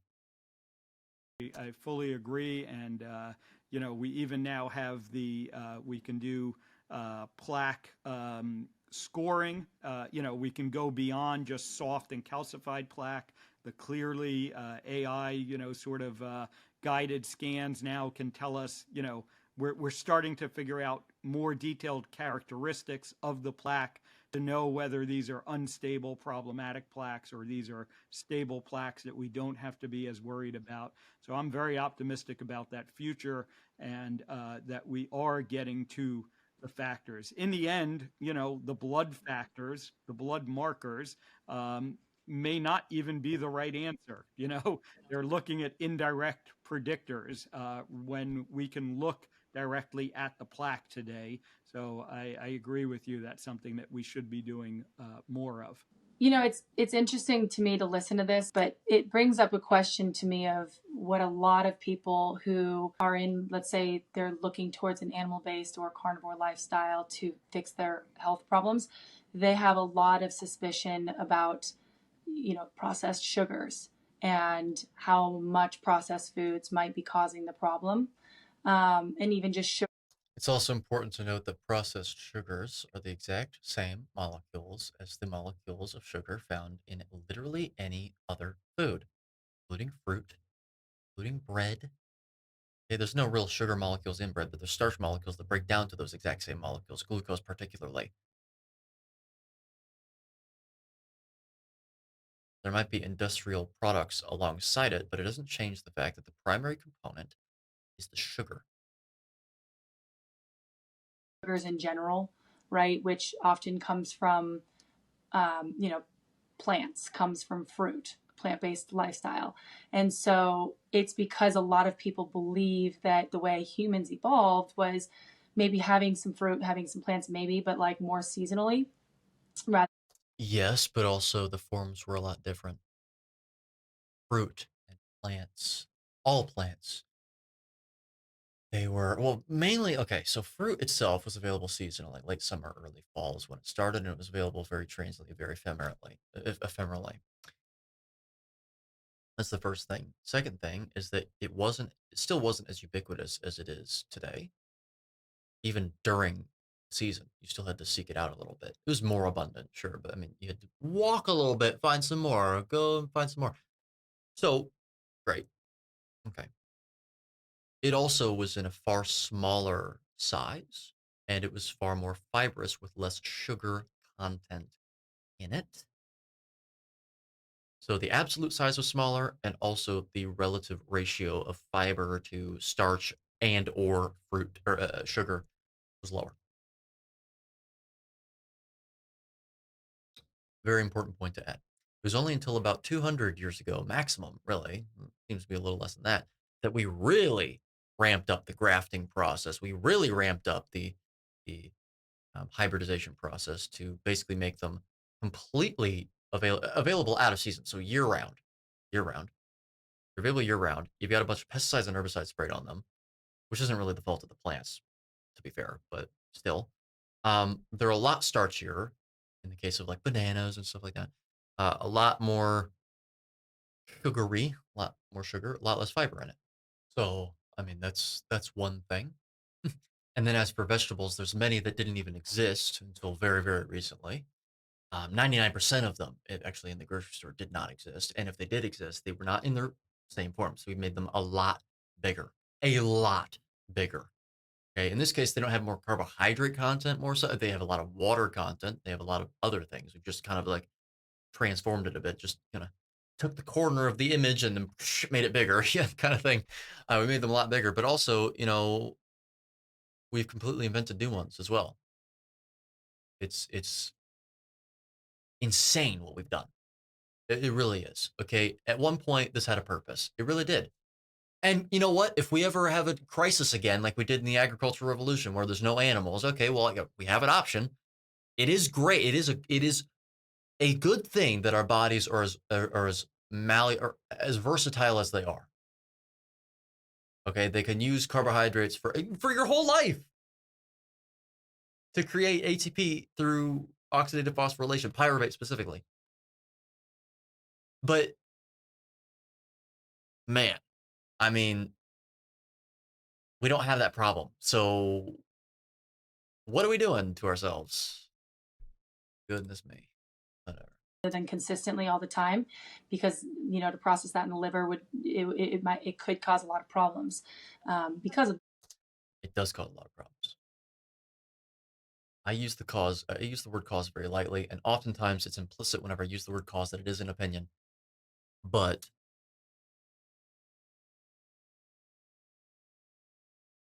there you go. Fatty liver disease, non-alcoholic fatty liver disease, really seems to be a problem born of a slowing of the rate at which the liver cells perform their job, which is really conducively achieved by consuming fructose. It's through fructose metabolism. Because the buildup of AMP that occurs, the disruption of the purine pool equilibrium, and all of that good stuff. Not to mention all the glucose you're pouring down there too. So, anyway. And then also the fat. I mean, you pick something for the liver to deal with, man. You give it all 3 and then it's sugar. So what I'm curious about is, for this next question, is and we'll start with you, Dr. Ovadia. What role does refined sugar have on heart health, and do you think this is overlooked? And then I'll add to that, do you think that this is in part why a carnivore lifestyle has benefited the patients that you work with, because it's removing a lot of that? So we'll go ahead and start there. Yes. Well, refined sugar is typically, colloquially, what they mean by that is that it's not paired with any fiber. It's stripped from the food that it typically comes in. And what that'll do is if you consume that sugar in isolation, or with something else like not fiber, not protein, not fat, or anything like that, you'll actually get a spike in blood glucose, which will be followed oftentimes by a trough that's very quick, but it will go actually below baseline, which is actually just clearly a sign that glucose is harmful at the level that it spiked to. It is, because our bodies are not designed to withstand that amount of glucose. So insulin comes in, to the rescue, then it brings it down, but it doesn't bring it down to baseline. It brings it below baseline. Is sort of an overreaction. You might think, well, isn't the body like perfect? Like it knows exactly what it's doing? Yes, sure. But as soon as it starts being exposed to things that it's not designed to withstand, that it's not adapted to, you will have phenomena like that. Okay, you have this with sepsis, for example. It's like your body, it's an example of your body trying to protect itself, but it actually goes overboard. So, like, you can actually have too inflammatory of a response.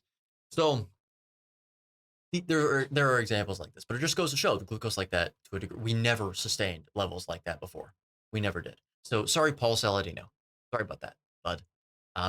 That's not what we're designed to do. It is toxic. It is toxic. All right.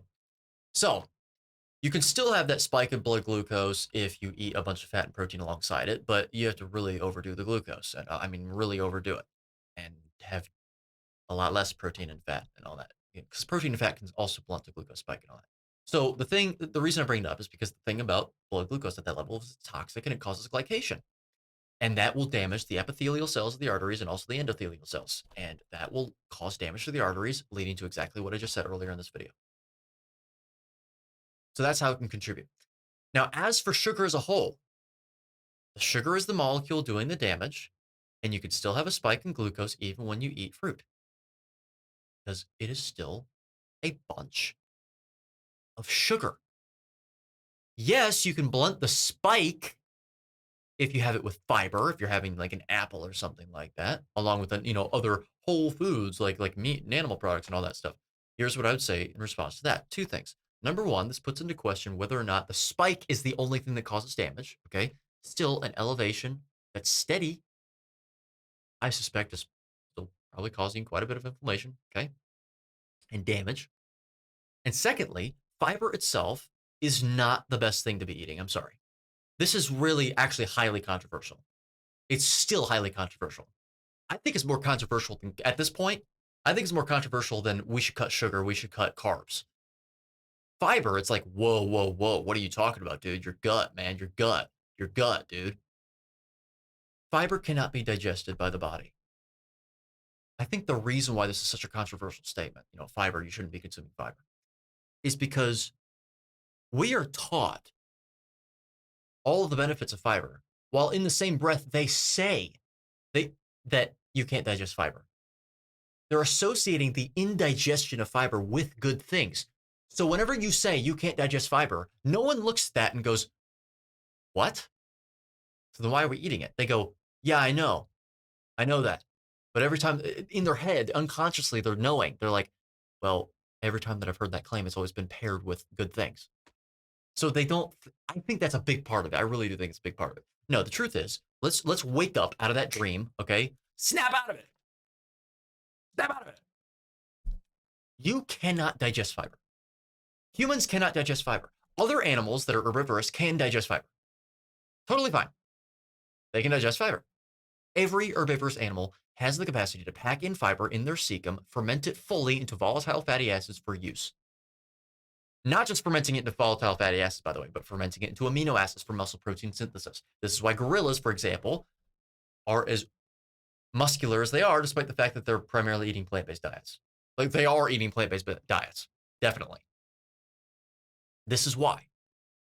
Okay? We do not have that ability. And in fact, not only do we not have that ability, we have an appendix, which is a vestige of a larger cecum that we purportedly used to have in the past whenever we were frugivores. Frugivores, because that's why we have their teeth. We have frugivores' teeth.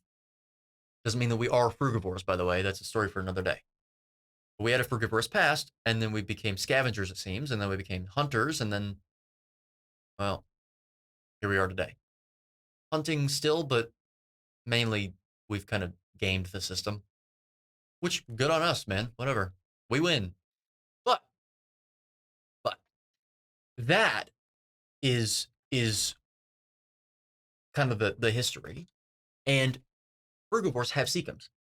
Commensurate with the massive, stark, precipitous increase in brain size was the exact opposite phenomenon in our size of our cecum. And that is why ubiquitously, universally across our genome, we have an appendix. We cannot digest fiber. It increases mucus secretion. Again, that's said like it's a good thing. This is why I think it's so controversial. That's said like it's a good thing. Oh, because mucus protects you. When do you ever have an increase in mucus secretion without any irritant causing that to happen?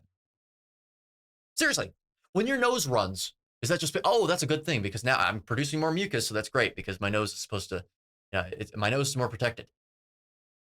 Yeah, there's a demand on that by your body because it encountered or experienced something abrasive and irritant to some degree, or a potential invading pathogen. Mucus secretion is an inflammatory response.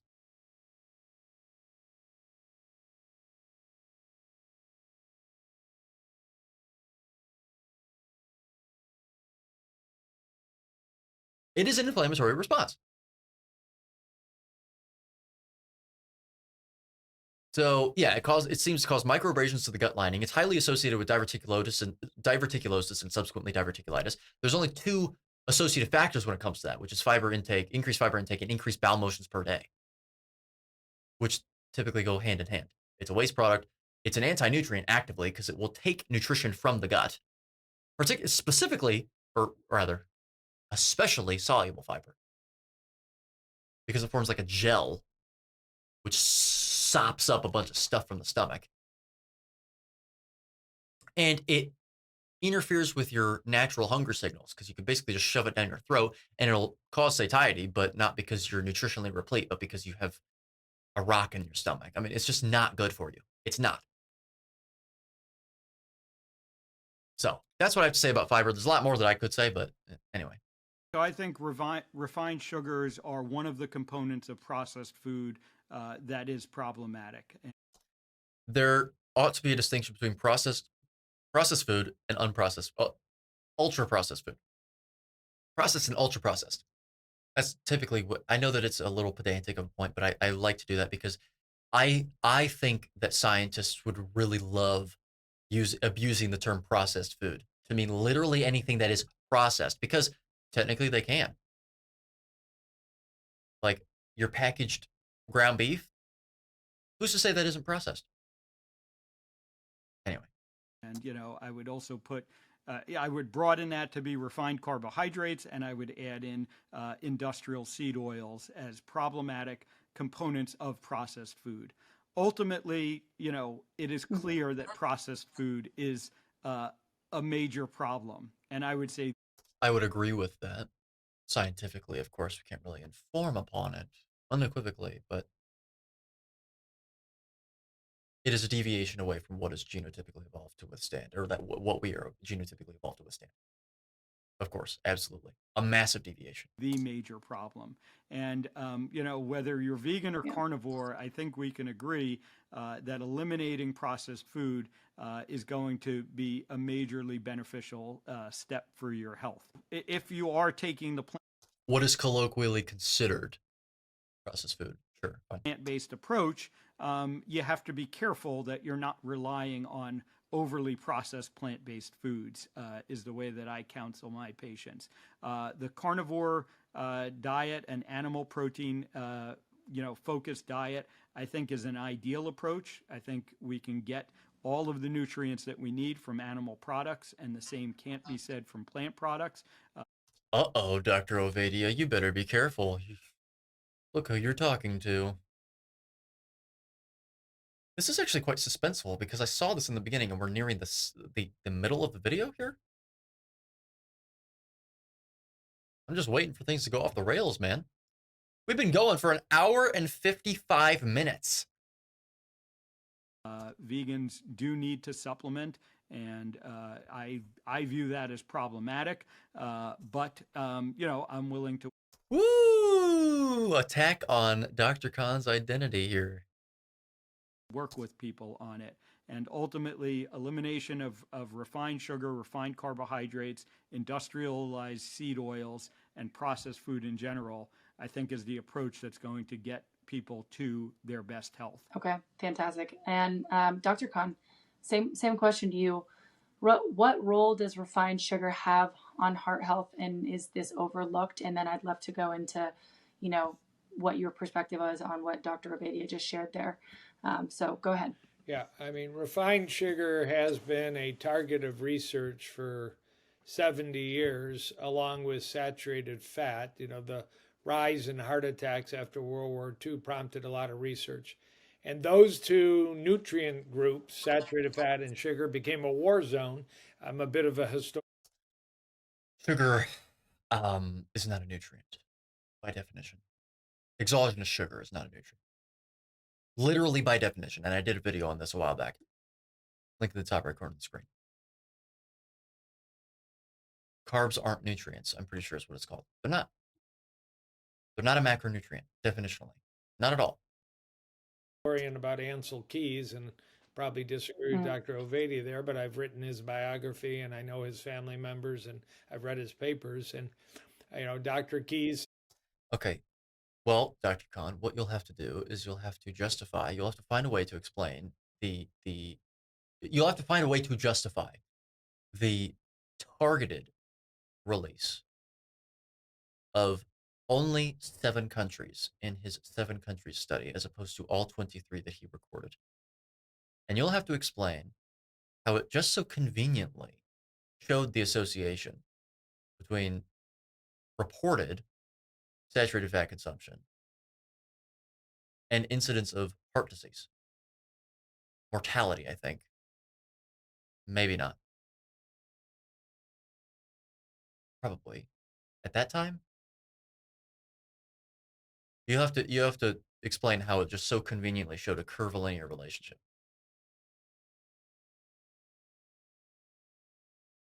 But whenever you plotted all 23 countries, there was no association whatsoever, and they were scattered all across the graph. You're going to have to really, really, really justify that.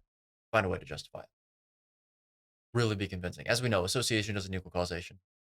What if he only released the 7 studies because they were the only ones of robust scientific rigor and all that stuff, and all the other ones were too noisy? Yeah, I doubt it. But what if? And it just so happened that those were the ones. Association doesn't equal causation, as we've said. So who's to say? Just because that happened doesn't mean it was causally linked to Ansel Keys' reported ties to the sugar industry. This is conspiratorial. It's speculative, but I find it quite convenient. Put it that way. The second most important nutrient ingredient in cardiovascular disease is added sugar, but number 1 is saturated fat. And he had plenty of data and prospective studies. Okay, so prospective studies are worthless in that regard, and especially the ones that are available to us now. And again, I just mentioned the prospective cohort study, or really the prospective study that really made him like infamous. Subsequently, we know both are very important, but statistically. No. What do you mean by important? Because I know what you mean by important, but it depends on what you mean by important. Saturated fat is really important. Sure, yeah, to eat. Make sure you're getting enough of, according to what our genes most evolved to withstand throughout history. Exogenous sugar? Nope. Not a nutrient. Not required. Okay? So no.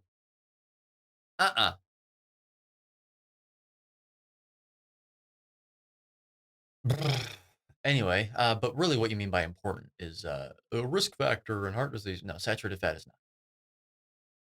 Not even when you look at the overall literature. I've done a video on this too. Link in the top right corner of the screen. Meta-analysis showing that there's really no association whatsoever. Now, were they cherry-picked? I don't really know, because I didn't care to look. Not because I'm lazy, not because I'm biased. It's because it doesn't matter.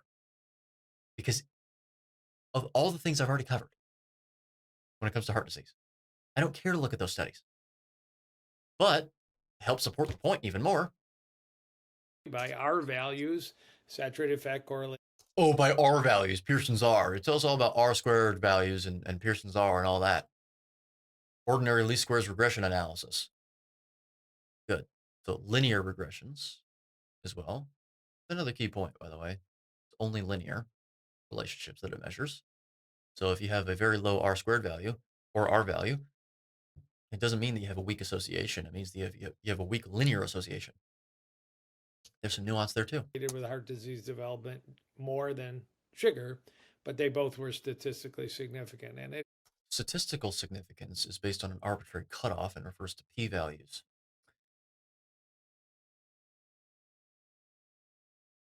Statistical significance, therefore, does not necessarily confer practical significance in the real world.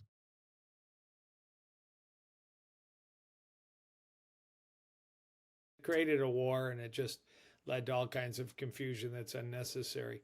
So yes, there's no doubt now that there's many current studies with the obesity and overweight craze throughout the Western world that added sugar correlates well with insulin resistance, correlates well with obesity.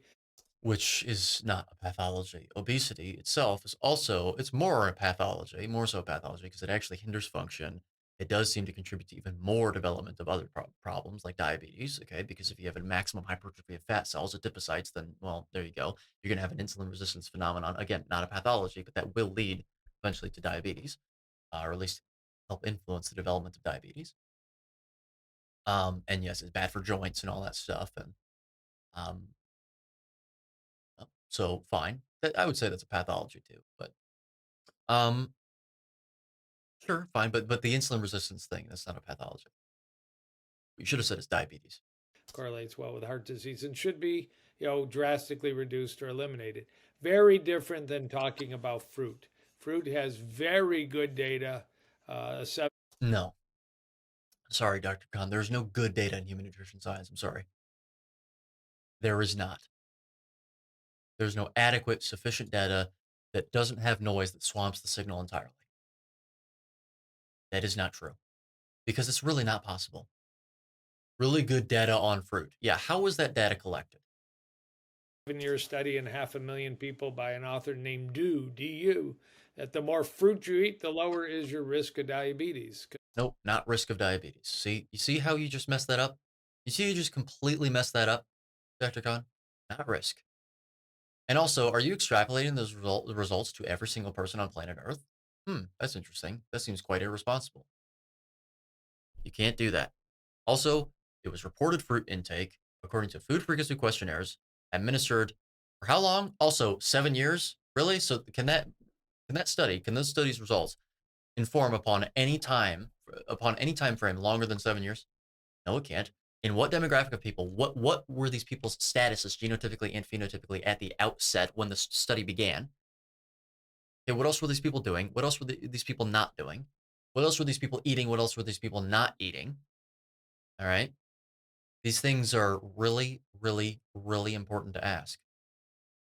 It doesn't matter the amount of people in that situation. It really doesn't. Not at all. What was the strength of the association, by the way? Were the values adjusted for at the end of the study via multivariate regression? Because if they were, then it's completely fabricated. 100% fabricated, because scientists report what they observed, not what they think they would have observed if they had done the study differently in an ideal world where they actually could exert the control they wanted to, or they felt appropriate. If this was a linear regression, what was the R value on that? Were the residuals normally distributed? What was the standard deviation? What was the signal to noise ratio, the average, plus or minus the standard deviation? Not the standard error. Don't do that. Typically, that's not done in linear regressions, but still, nevertheless, because linear regressions are typically based on descriptive statistics, not inferential. So anyway, these things are important to ask. Very, very important to ask. What was the spread of your data? The R value sort of takes that into account. Were there outliers that were removed? How are the outliers actually determined to be outliers? All of these things matter, Dr. Khan. And what did they classify? Like, how did they measure the fruit intake in the first place? It was obviously based on respondent data, but like, was it like multiple choice? Like, here's an interval range of how much fruit you ate in the last 2 weeks or something? And like, like how often were these food frequency questionnaires administered? And what questions were on the food frequency questionnaire? Was it multiple choice? Could these people fill it in at their own will, like to be more precise and to add more context that's quite necessary? Yeah. Anyway, because it's a very different product. It's also what is added sugar in. Is it in a donut? Is it in a cookie? So it comes with all the other crap. I'm not a fan of table sugar either, but it's the so table sugar is sucrose, glucose and fructose. It's a disaccharide between the two monosaccharides, glucose and fructose, 50-50%. 50%, 50%. Which is teeming, which fruit is teeming with. Sucrose, glucose, fructose, sorbitol, maltose, all of it. company that added sugar keeps is half the problem. Also, where with fruit, the company that the natural sugar in fruit keeps is called fiber, it's called water, it's called nutrients and vitamins. Yeah. So does meat have water in it? Check. Yes. Does meat have vitamins and minerals in it? Check. Yes. Does meat have fiber in it? No. And do you need it? Well, I already went on that spiel, so no, good. So it's a good thing it doesn't have fiber in it. We're good. We're good there. So what's your point? So it has all the stuff that you can get from meat, besides fiber, which you don't want anyway. And it after you take away those things, then you're left with sugar, which you also don't need because again, what is the requirement for exogenous carbohydrates in the human diet? 0.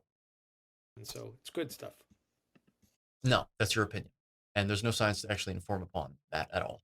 Okay, nice. You got it right at 2 minutes. So I'd love to hop into kind of what we were just talking about with Cheer up, Joel. actually Ansel Keys. That's very interesting, but also what your perspective is on this carnivore lifestyle, you know, with what Dr. Ovadia was just talking about as the ideal.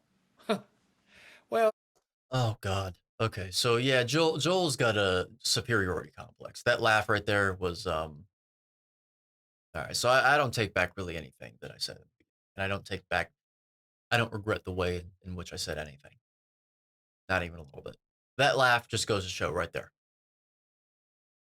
the contempt. you know, the only problem there is he's required to be a scientist and a clinician. I'm required to be a scientist and a clinician. And we mentioned a study that's about to embark. Hold on a minute, scientist? Are you a scientist?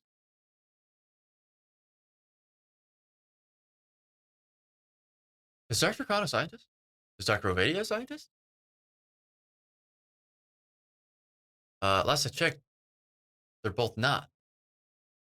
Unless they just didn't say that in the beginning. That will change the history because it's going to be the first authentic study of the carnivore diet. There's no other, there's none. You can go to net. All right, so what you're going to do is you're going to appeal to ignorance. Appeal to ignorance. What is the appeal to ignorance fallacy? Let me give you an example. There has been no evidence to prove that aliens exist, therefore they don't exist.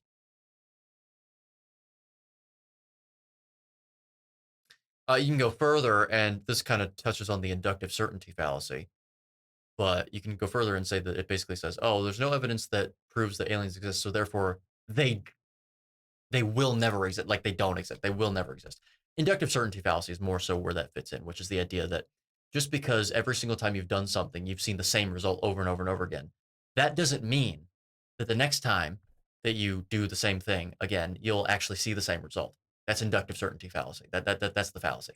You can't you or that's why the inductive certainty fallacy is wrong. The inductive certainty fallacy just says that if you've seen something happen over and over and over again, then you can guarantee that it'll happen again. No. No. So anyway, that's basically what Dr. Khan's going to say. So because even though the study isn't out yet, what I'm saying is when it does come out, this was actually a while ago, so it probably is already out. When/if the study is already come out, if it suggests anything negative about a carnivore diet approach, then he's going to cite the appeals to ignorance fallacy. Well, there you go. There's proof. Done. Yeah. As Mark Twain once said, there's lies, damned lies, and statistics. Library of Medicine. It's all anecdotal and it's all personal reports. And I honor. Yeah. So it's based on, there's response bias there, which is why that's not, it's not based on a simple random sampling process. And so they're not the best studies. However, when you recognize the problems with all of statistics and applying it to human nutrition science, you realize that anecdotes are really the only thing we have in this respect. I've been on national TV. I was on the doctor show debating Dr. Paul Saladino. Dr. Paul Saladino.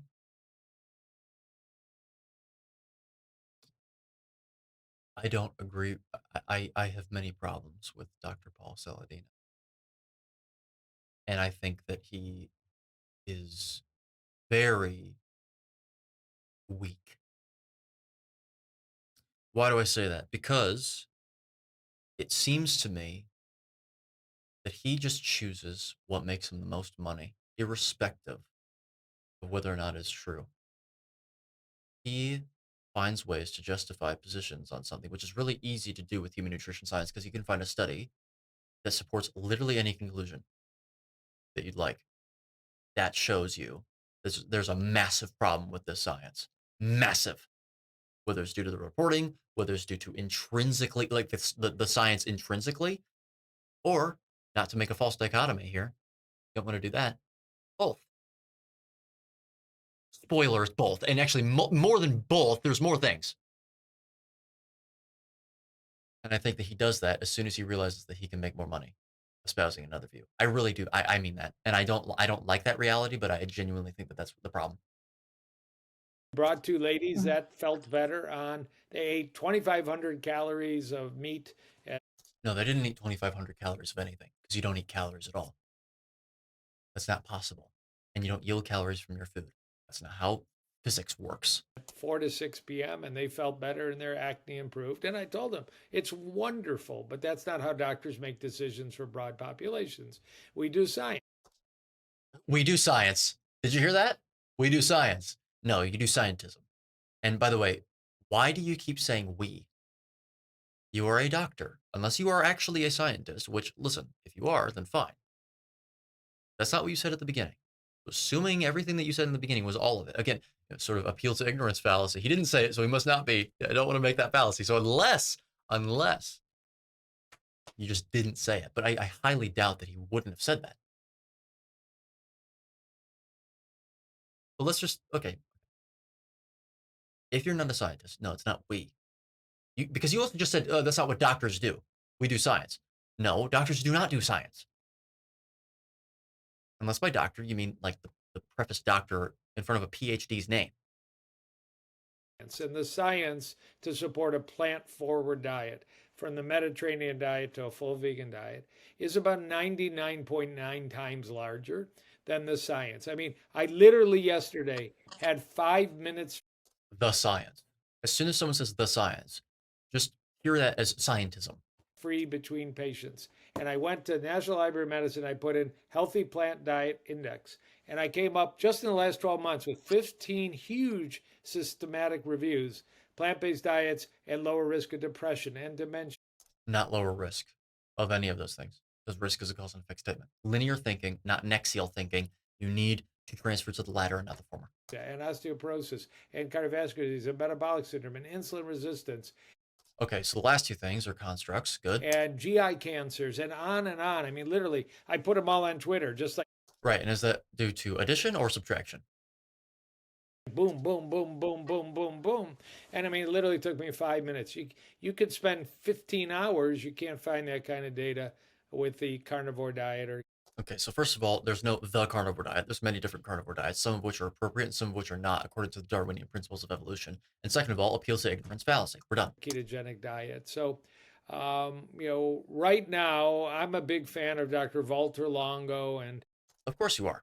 Yeah, the guy that says that you should eat very, very, very minimal protein, or else it'll age you, and you recycle a lot of your protein too. So, you don't need to eat hardly any because you just recycle all of it.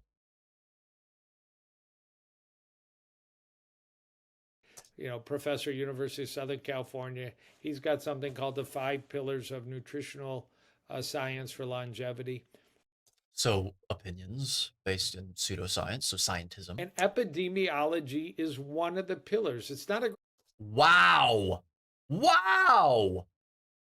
Really? Is it? Wow.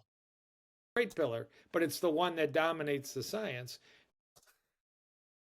It's what dominates scientism, Dr. Khan. You do not have, you don't understand. You don't understand science. You literally do not understand science. Not at all. You have no idea what you're talking about. And you got randomized studies in basic science. Randomized studies. So, randomized controlled trials when they're not controlled at all because you can't control for human beings at all. Yeah, done on very, very small populations typically, um, over the course of like 2 weeks or some. Yeah, yeah.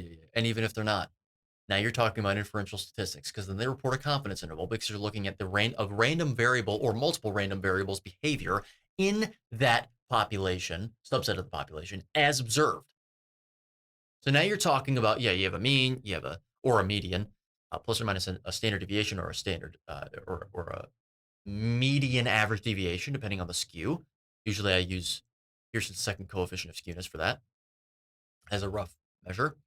And then you have a confidence interval that is completely irresponsible to report because you can't inform upon that at all. It's silly. People do not understand statistics, and it shows. Reasons why a plant-based diet are healthful are We already covered that in the beginning, didn't we? very much supported by basic science. And the reasons why a all-meat diet may not be helpful long-term for cardiovascular health. See that word may not? See those words may not? Yeah, so basically you just demonstrated, you just evinced that you do know that the science can't inform upon that question at all. Are very much, and GI cancer risk are very much supported by basic science. So you do not understand basic science because you just said epidemiology is justified as being the pillar of health, basically, which is unbelievable, unbelievably errant and erroneous. I don't agree that the carnivore diet is perfect. It's worked for some, but some, right? It's worked for some. No, it's worked for tens of thousands, if not at this point, hundreds of thousands of people, and continues to do so. And by work, we mean allows them to thrive and actually ameliorates all of their health conditions that they said were irremediable and irreversible. Since there hasn't been a study yet in cardiovascular disease, not one, not a case report, all we have is ketogenic diets causing rapid acceleration of coronary artery disease. No, not rapid acceleration. That cannot be informed upon. And Dr. Ovadia is rightfully about to shake his damn head. He's in the middle of doing it. And that's a close cousin of the carnivore. There you go. And he rolled his eyes. Good. Good stuff. That was just reported at the American Heart Association last week. We better be very cautious with heart patients when we're talking about meat-heavy diets. Well, you should be cautious with any heart patient about any diet, and I think I said that at the beginning. Yeah, so I'm glad you brought up that abomination of a headline that came out of the American Heart Association. That abstract, which has not been reviewed, and it was a patient who already had heart disease and then developed recurrent heart disease, and somehow this is being blamed on the ketogenic diet, which they had been doing for a short period of time, and that's just emblematic of the bias that goes on in our literature. And what I would push back on the saturated fat front, is we now have multiple meta-analyses that show that saturated fat is not a significant risk factor for heart. It's not a significant associative factor. Yeah. There you go. However, again, the same problems with meta-analyses apply to this one too. So what if that was skewed because the studies themselves were not the same? In fact, I would guarantee that that's the case. Which is why I don't really refer to the science at all, because it's theology. Disease. We have, studies like just one that I pulled out, the title being Total Meat Intake is Associated with Life Expectancy, the cross-sectional data of 175 contemporary populations showing a linear relationship between the amount of... Not the pure study. Yeah. No, not the pure not study. The pure study. Not the pure study. And, again, we just have a lot of faulty science that has now been amplified many, many times. I just would push back that saturated fat and red meat intake, non-processed red meat intake, is not a risk factor for cardiovascular disease. It never has been, and it never will be, no matter how many times the same scientists, repeat these same studies. So that would be where I push back. And then, I would just, again, I think there's a lot that we agree on. And I think that we can agree that processed food, with high sugar contents, highly refined carbohydrates, and vegetable and seed oils, plant oils, uh, seed oils, I should say specifically, because I agree with you. Olive oil, no problem. Coconut oil, no problem. Fruit. Not as much of a problem, but nah, especially considering that olive oil is cut with seed oils oftentimes, and they don't really disclose that. Just eat animal fat. Just do that. Oils are fine, but these industrialized seed oils are clearly problematic. And, in your opinion, and in my opinion as well, I think it's quite obvious. rather than focusing on a nutrient dense food that we have been eating for millions of years as human beings. Okay. So the eating for millions of years as human beings is actually a good argument. It's appeal to tradition. No, it isn't appeal to tradition. It's called appeal to evolutionary biology, which says unequivocally that genes evolve over long periods of time to withstand a stimulus or set of stimuli according to what they encountered over a significant amount of time. A significant enough of an amount of time. Okay, which means that we're most adapted to that, and that means that any deviation away from that is a risk to the organism and poses a risk to the organism. That's what that does. Actually, I wrote a paper on this a while back, and I don't even think I read that. Usually I turn them into videos. I never did it. So never mind. I shouldn't have even referenced it. I wrote a massive paper on that, like 10 pages long. Well, not on that specific point, but in that paper, it mentioned that. So, anyway. And somehow only apparently started causing heart disease in the past 100 years. That was my point. That's why I paused. Yes, that's a good argument. The nutrient dense point, because that necessarily implies that something that is more nutrient dense than something else must be better, which isn't true. Really makes no sense. And again, I think it has been a huge disservice to the population to put the message out that red meat has been harmful to our health. Good. And yeah, the last thing that I'll add is I agree with you. I'd love to see the large stuff. No. You shouldn't have talked. You should have just stayed silent. No, that was a good opportunity, man. It was good. Studies done on a carnivore diet. I'm all for it. Let's study it. Let's get the data out there. Unfortunately, the scientific community doesn't have an interest in doing the studies, and they don't get done because they don't have some of these industrial forces behind them that the plant-based community does. And plant-based diets, I don't disagree with you. They are a huge improvement over the standard Western diet. In his opinion. And it depends on what criteria you're looking at. They can be for some people, and also sometimes they can actually be worse. And that's what all the studies have shown.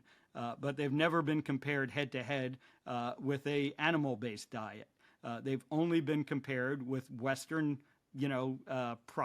heavy processed food diets. And so, yes, they're an improvement over that. Kind of begs the next question. This is what I was going to go toward.